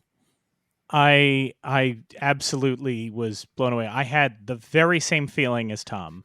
You know, this was a movie that got talked about out of festivals and got talked about by the exact kind of critics that makes you go, "What's this going to be? Am I going to have to slog through this? You know, am I?" And that's true for even movies that I like, right? Even movies that I enjoy, you kind of want to go like, okay, yeah, guys, shut the fuck up. You know what I mean? Like, there's a little bit of like, guys, I like the movie too. You guys are still getting a little caught up with this. So it took a while for me to get to this one. But you know, I'll say it. I think we're all on the same page. I was in tears throughout this film. But what's so interesting is, you know, I latched onto a completely different thing, right? You know, for me, the thing that I thought was so moving, and obviously Celine Song is working through a lot of things in this. You know, I'm not gonna lie to you. I don't. I'm sure they have a wonderful, healthy relationship, and I think it's great. I cannot imagine being Celine Song's husband reading his screenplay for the first time. You got to be like, can I at least get some good jokes in here? Can you at least, what if there's a scene where I rescue an orphan from a burning building at some point? You know, what about, can I get that? But the thing that really struck me is, you know, the way that Greta Lee's character evolves over the film. And I think beyond just thinking about what could have been, as we all do with every aspect of our lives, right? You know, you can go back and look at pictures of the people you dated in high school. And even though you have nothing in common with them now, and that relationship was very little other than, do you want to go see the new X-Men? Even still, you can look at those pictures and go, what would have happened? But it's the fact that she has that what would have happened with somebody for whom there may be actual emotions, right? And I say maybe only because while you certainly feel something between the two of them, there is also this massive cultural element. You know, he doesn't just represent a nice boy, he also represents a culture that she is twice removed from. You know, that she not only left it once to go to Canada, but now she's in New York. Now she's a writer. And, you know, yeah, after the 10 years when they talk on Facebook, they can't really make it work because she needs to focus on her studies. She needs to focus on all of that. I think another element is now she is a relatively successful writer.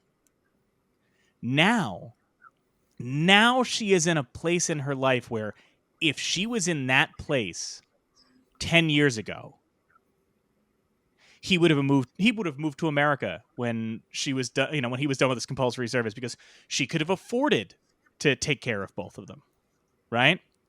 I'm not saying that that's necessarily how it would have gone, but at the age she's at now and the success she's at now, she does have to look at that and go, I'm finally in the position that I could have made that work.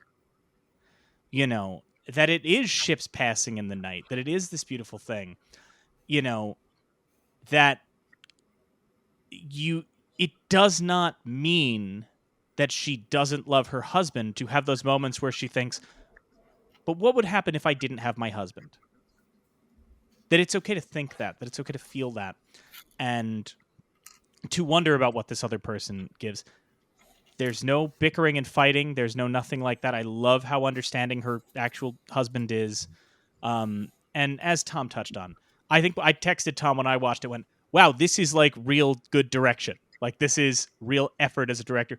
I love opening the film with the other people watching the three of them and saying, you know, what do you think they're talking about?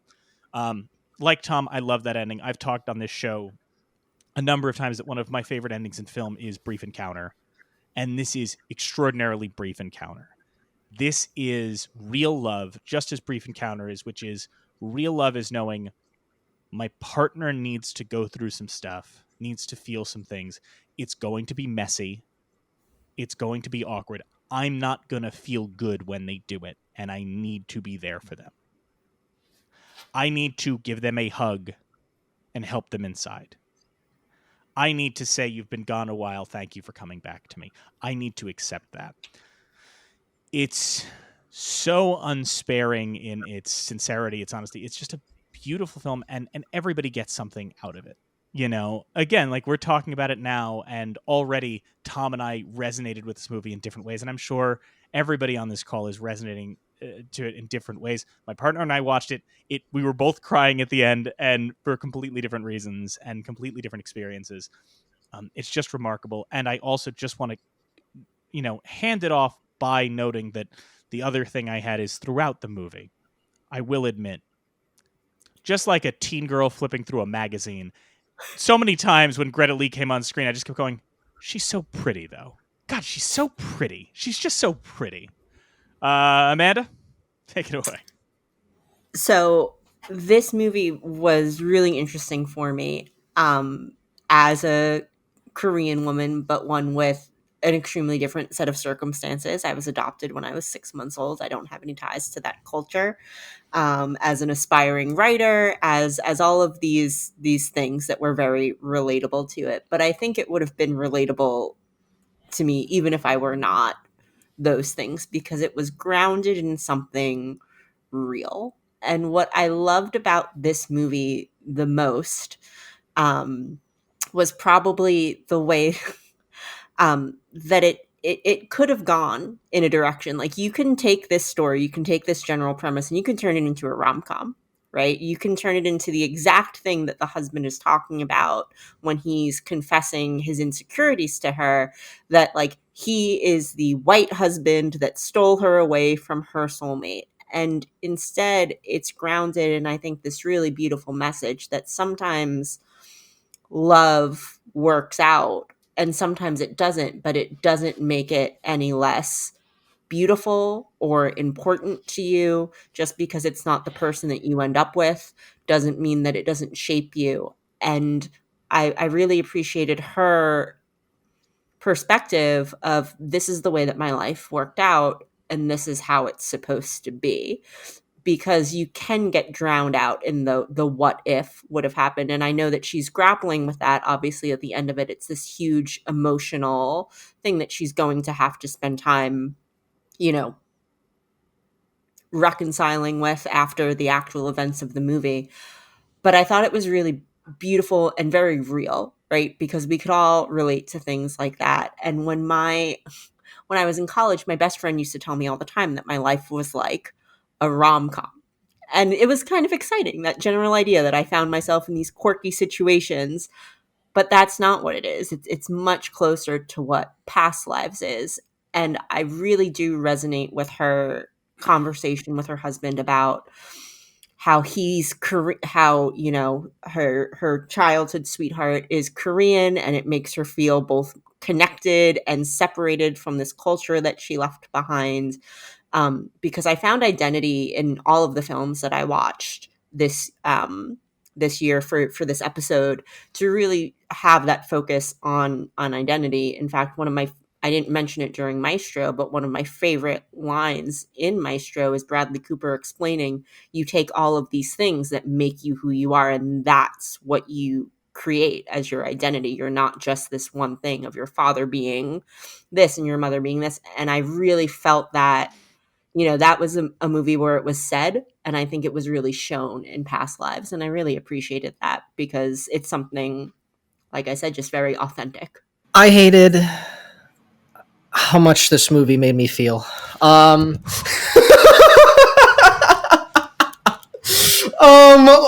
Thank you.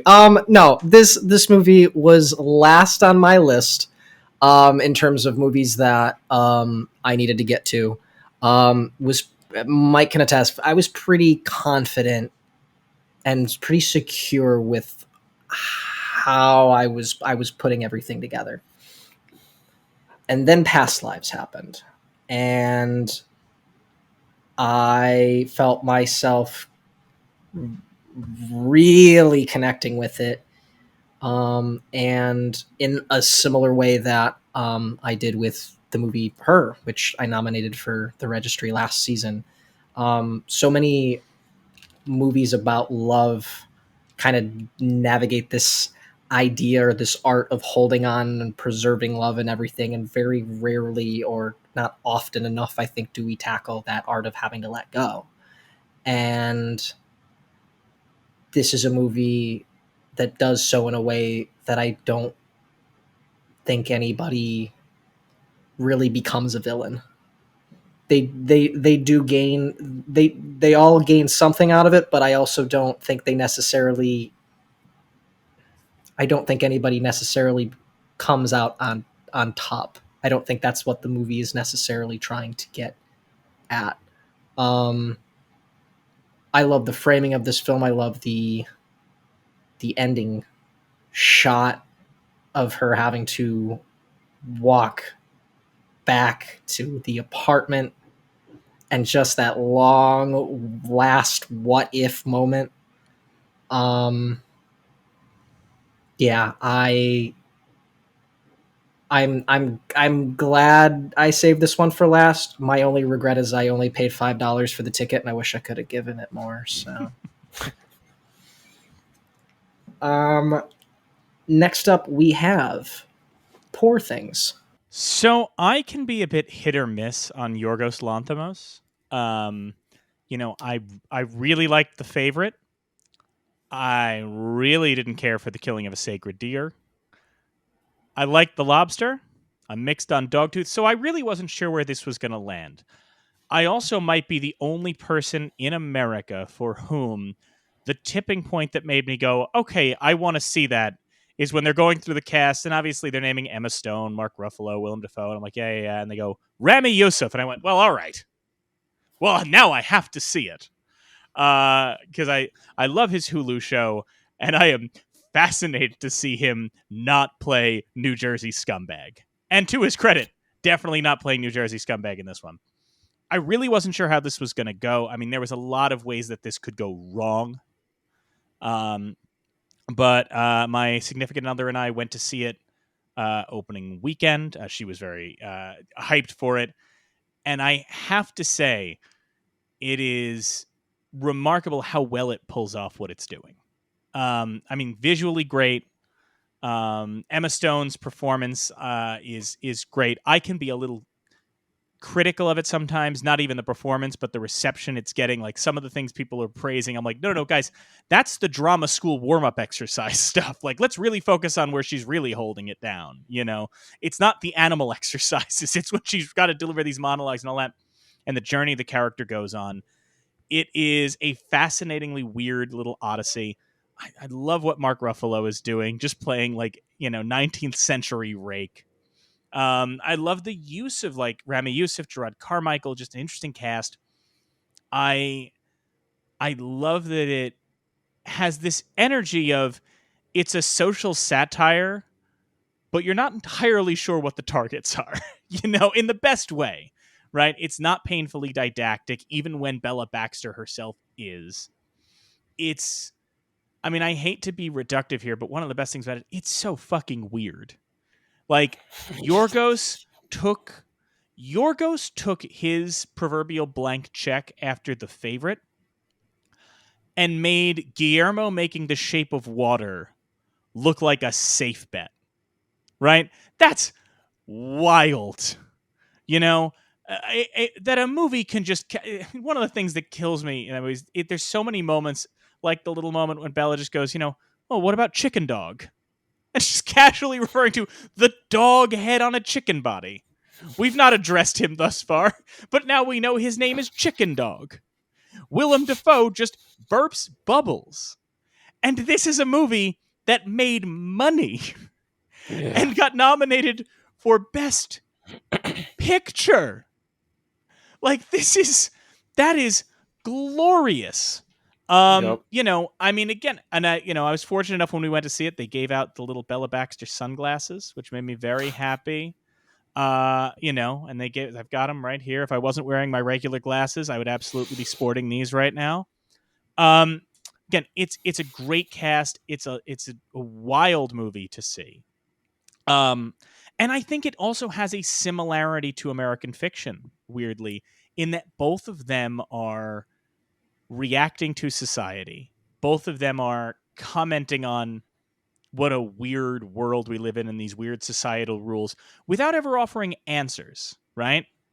In the end, both movies are about a main character who basically goes, world's fucked up. So I'm just gonna try and live.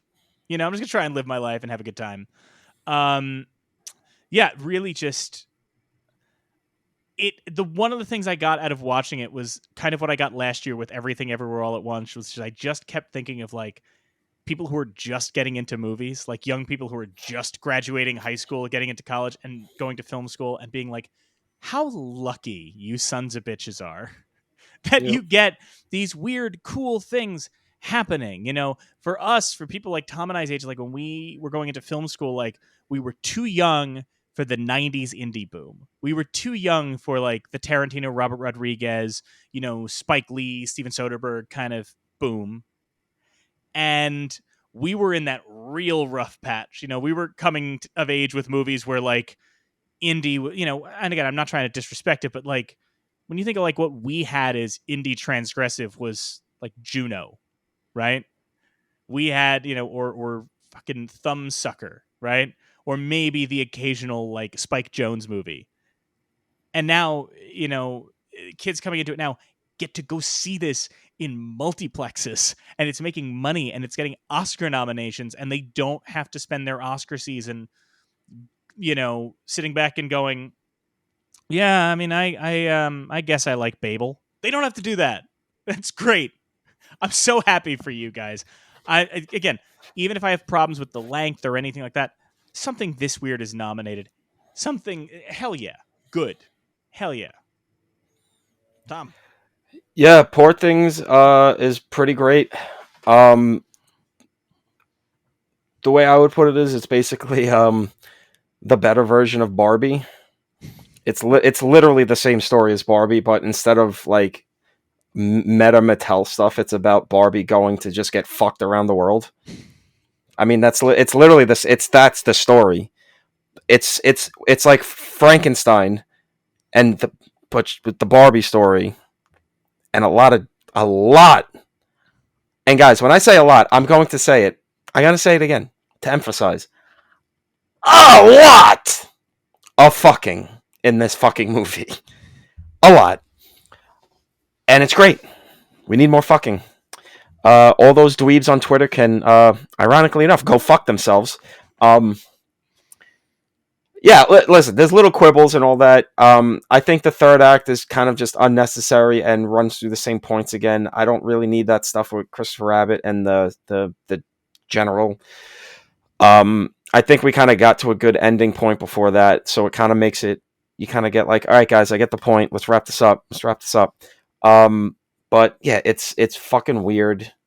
So goddamn weird. This is like if Tim Burton actually had sex, because like Batman Returns is horny, but it's horny in like an edging way. Like this is if Tim Burton was horny, but actually was able to bust the nut without his own hand, Oh, I love it. I love that the cameras are on and I can see this. Oh, but like, no, I'm being a jerk. I get it. I'm being, an asshole, but it's got that look. It's got that look of like old school Burton when Burton was really cooking. It's got that weird steampunk kind of, it's set in the past, but not really. It's its own weird universe. And Willem Dafoe with his crazy fucking face and his burping his digestive system out of his mouth and just making his weird little experiments and everything. Yeah, and Mark Ruffalo just being like the biggest doofus in the world, but he is like actually good at sex. So it's just this. So Bella's just in this terrible position of just like, well, he's kind of annoying, but he does make the movements on me very well. I love that it's nominated. It's just so fucking weird. Yeah, like you gotta respect the hustle, and I think Yorgos has gotten better as time has gone on.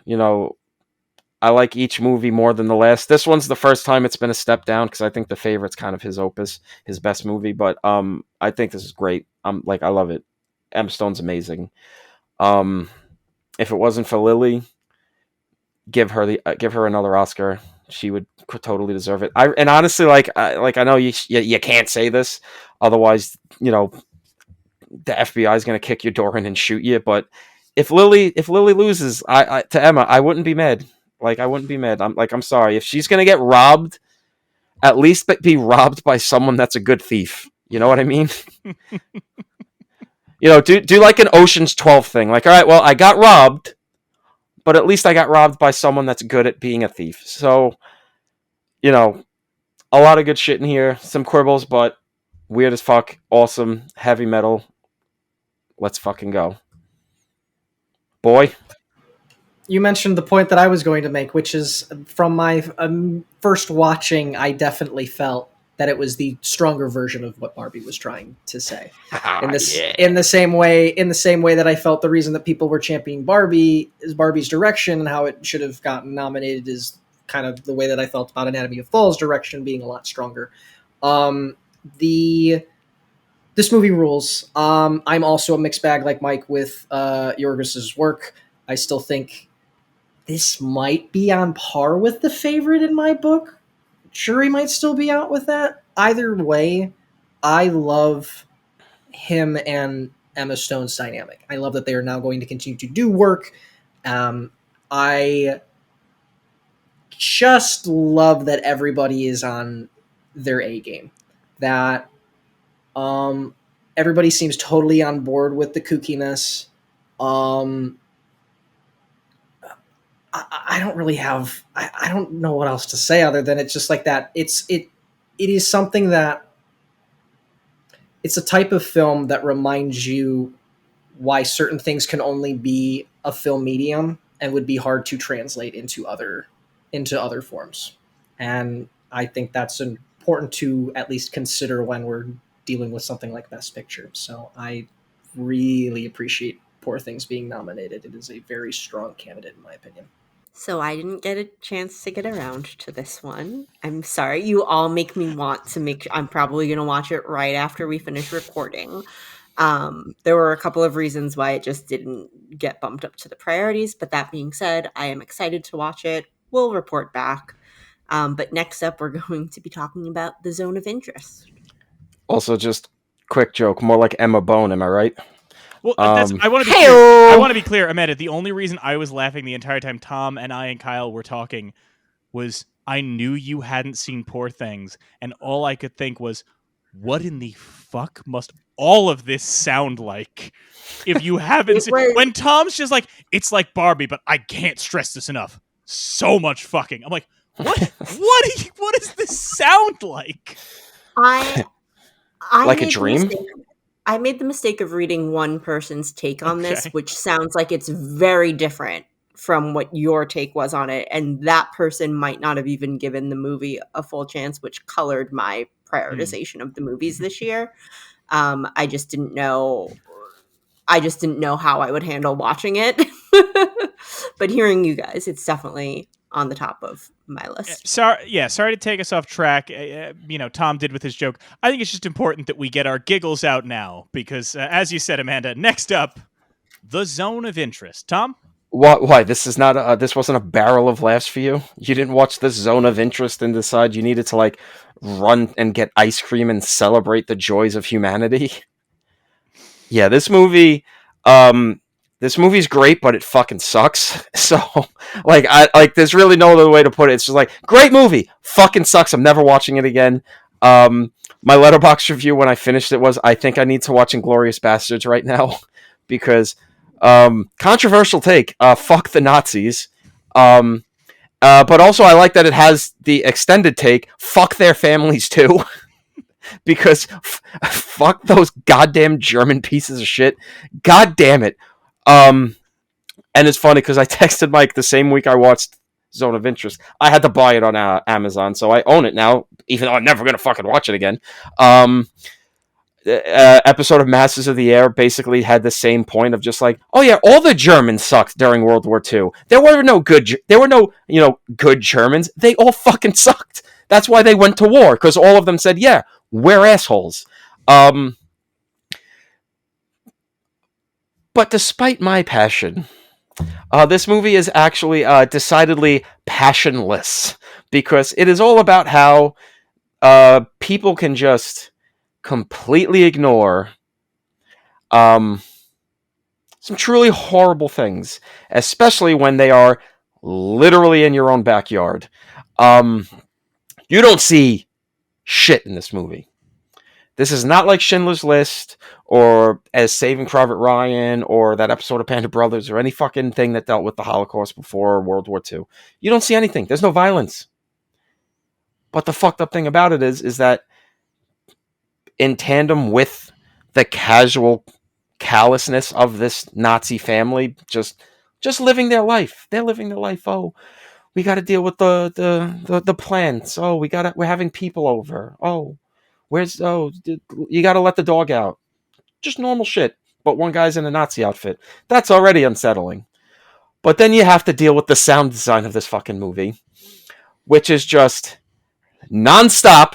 Hearing the fucking factories going, hearing the ovens cooking, sometimes seeing shots you see in the background, the fucking smokestacks are going up, and you just go, oh, well, that's not good. That's not for nothing good's happening there. Hearing German soldiers screaming in the background, hearing the Jewish prisoners crying for help in the background, hearing gunshots in the background, hearing at one truly unfortunate point, someone begging to not be executed, and then they get executed, but you never see it, but you hear it. It's like, what if in the 40s you were listening to Little Orphan Annie, but then the Nazis just started killing Little Orphan Annie? It's like a nice little radio play. Drink your Ovaltine and listen to Nazi atrocities. It's great. Jonathan Glazer is a man that does his own fucking thing. He's only made 4 movies in his career. He's a music video guy, but he's made movies, and each one acclaimed. They're not money makers because he does his own thing. He makes weird fucking movies that are not populist whatsoever, and that extends to this. It's a great, haunting, powerful, upsetting piece of shit fucking movie, but I think you got to see it once. It's especially fucking weird that it's coming out during all of this shit that's happening in the world right now.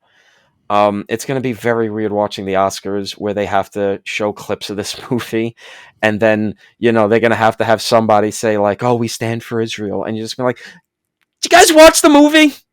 Do you guys know what's going on? Do you? So I guess in some ways, thank you for that incredible, thank you for that incredible awkward thing we're gonna have to deal with in about 10 days. So, but fuck, this movie fucking sucks. God damn it! Like it's really is just like, I'm never gonna watch this shit again. I'm never gonna do it. If I'm ever dating someone and they're like, oh, and they want to like watch like the best movies about World War II, I'd be like, you deal with that yourself. I'm going to play the Texas Chainsaw Massacre. I'm going away from that. Also got to talk about the way he shot the thing. No like fixed it was all fixed cameras around the property, so it was basically kind of like the family was just acting. They were just kind of cosplaying as this Nazi family, and he just kind of filmed it and edited it together and all of that fun stuff. And yeah, it's very unique movie. Yeah, I don't know. I don't want to think about this movie anymore. Mike, you go. I'm gonna watch the Celtics kick fucking ass right now because I can't even think about this shit. It's so funny that Tom is like, look, it's a great film. I could never watch it again. I've now seen it twice. You animal. We'll see it again because the craft of this film is so extraordinary. Yeah. To the best of my knowledge, I have not read the book upon which it's based, but I know it's very loosely based on that book. Glazer sort of found this book, a fiction book about a fictional Nazi officer who is loosely based on Rudolf Hess, and the book has a ton of plot and all of that. And as he started researching it to adapt the book, he discovered, oh God, there was a real guy. There was really Rudolf Hess who had this house outside of Auschwitz. And that's the more interesting story. We all know that phrase, the banality of evil, which was, introduced when Eichmann was on trial. The part of the reason that people are, there are so many scholars about not just the Holocaust, but Nazi Germany, is how well documented it is, right? Because so many of these men were middle managers, because so many of these men were doing a job. And as Tom acknowledged, the brilliance of what Glazer does is this movie is about the ability to turn away, to look the other way, the ability to ignore it, the way that this family does, right? But the other masterstroke of it is that, as Tom mentioned, the movie's about them going about their day ordinarily. And because you are so used to watching movies that if people are acting normally, you default to they're normal, good people, right? And maybe the first time you watch it, you kind of get you feel like there's maybe a slow reveal of just how terrible they are. And then the second time you watch it, you realize, no, they're awful from the beginning. They're bad people from the beginning. That Sandra Hüller is always 1 second away from telling the servant girl, my husband could scatter your ashes. That they're always just 1 second away from, I mentioned it to Kyle after we saw it. But the first time I watched it, I was so getting my footing on the movie, right? Because I was the first of any of us in our group to see it, and I had talked to both of you guys about it. So you guys at least had the foundation of what you had read or what I had said. I went in totally cold on this thing. So the first time I saw it, I didn't even know who Sandra Hüller was playing or anything like that. So all I see is what I think is somebody bringing in the laundry. The second time around is when you realize where that, at least for me, going in blind, the second time around is when you really process where that fur coat that Hüller puts on came from. I think it's an absolutely remarkable film. We had a professor in college who echoed the sentiment that the only films about the Holocaust one needed were Night and Fog and Shoah. Because Night and Fog obviously is just using footage of the camps, and Shoah is all present day.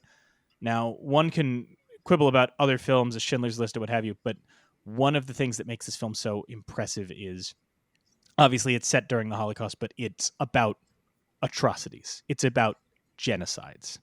It is about our inherent ability as humans to look the other way as long as business is good, and how easy it is to lose our humanity. One of the things that I think gets lost in time and history is that a lot of the Nazis were just regular people who lost humanity.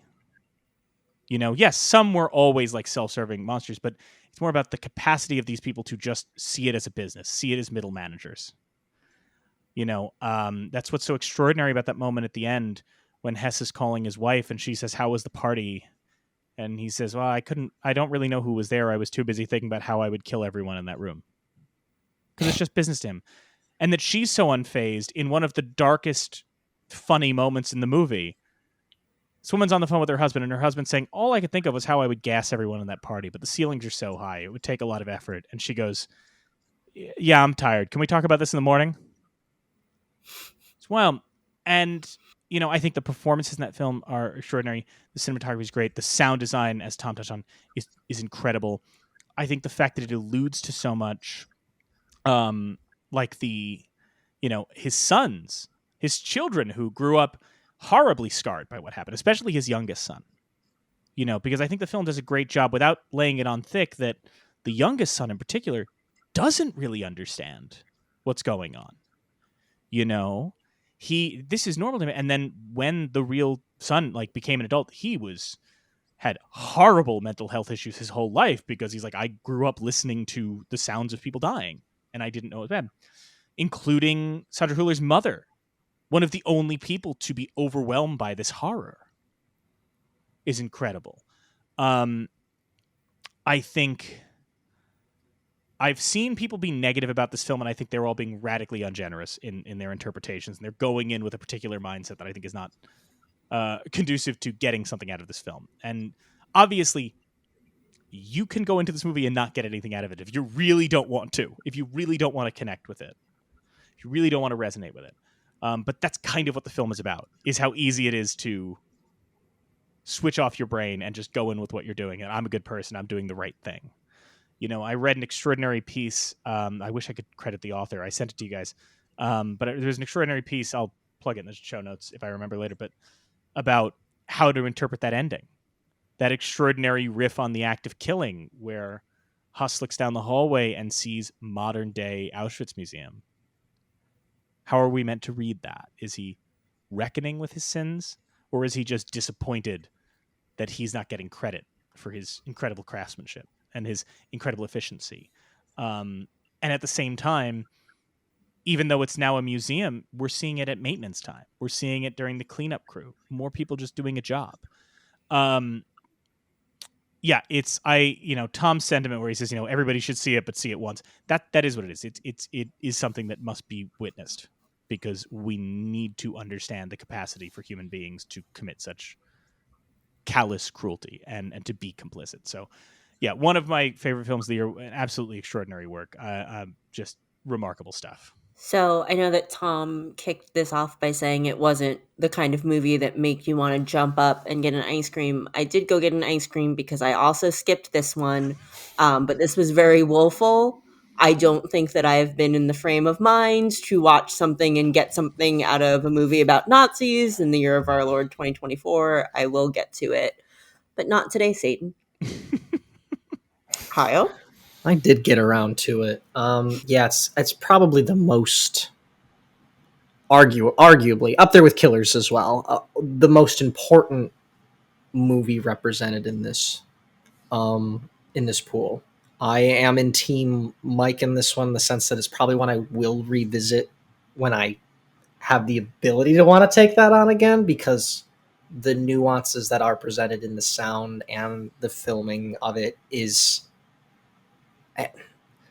this movie, I think, and how you resonate with it is only as strong as how much you are willing to engage with it. And I think that is telling of both the movie's message as well as probably the different reactions that you'll have. I would not fault anybody if they're very uncomfortable and don't want to engage with it. I would not fault with them if they obsessed over every little bit, because I think there is something to take away from both perspectives, as long as the important message is to never forget. And to, Tom's point, kind of a weird moment to kind of navigate in this day and age, but also exactly the right time for a movie like this to come out. So really glad this is nominated. I will also say thank you, Kyle, for reminding me. It was A.A. Dowd for Vulture wrote the article, so look it up. It's a great piece. As you can tell, we ran a bit long, so keep an eye out for part 2 of our Oscar special, where we're ranking every single nominee in every single category here on You're Missing Out.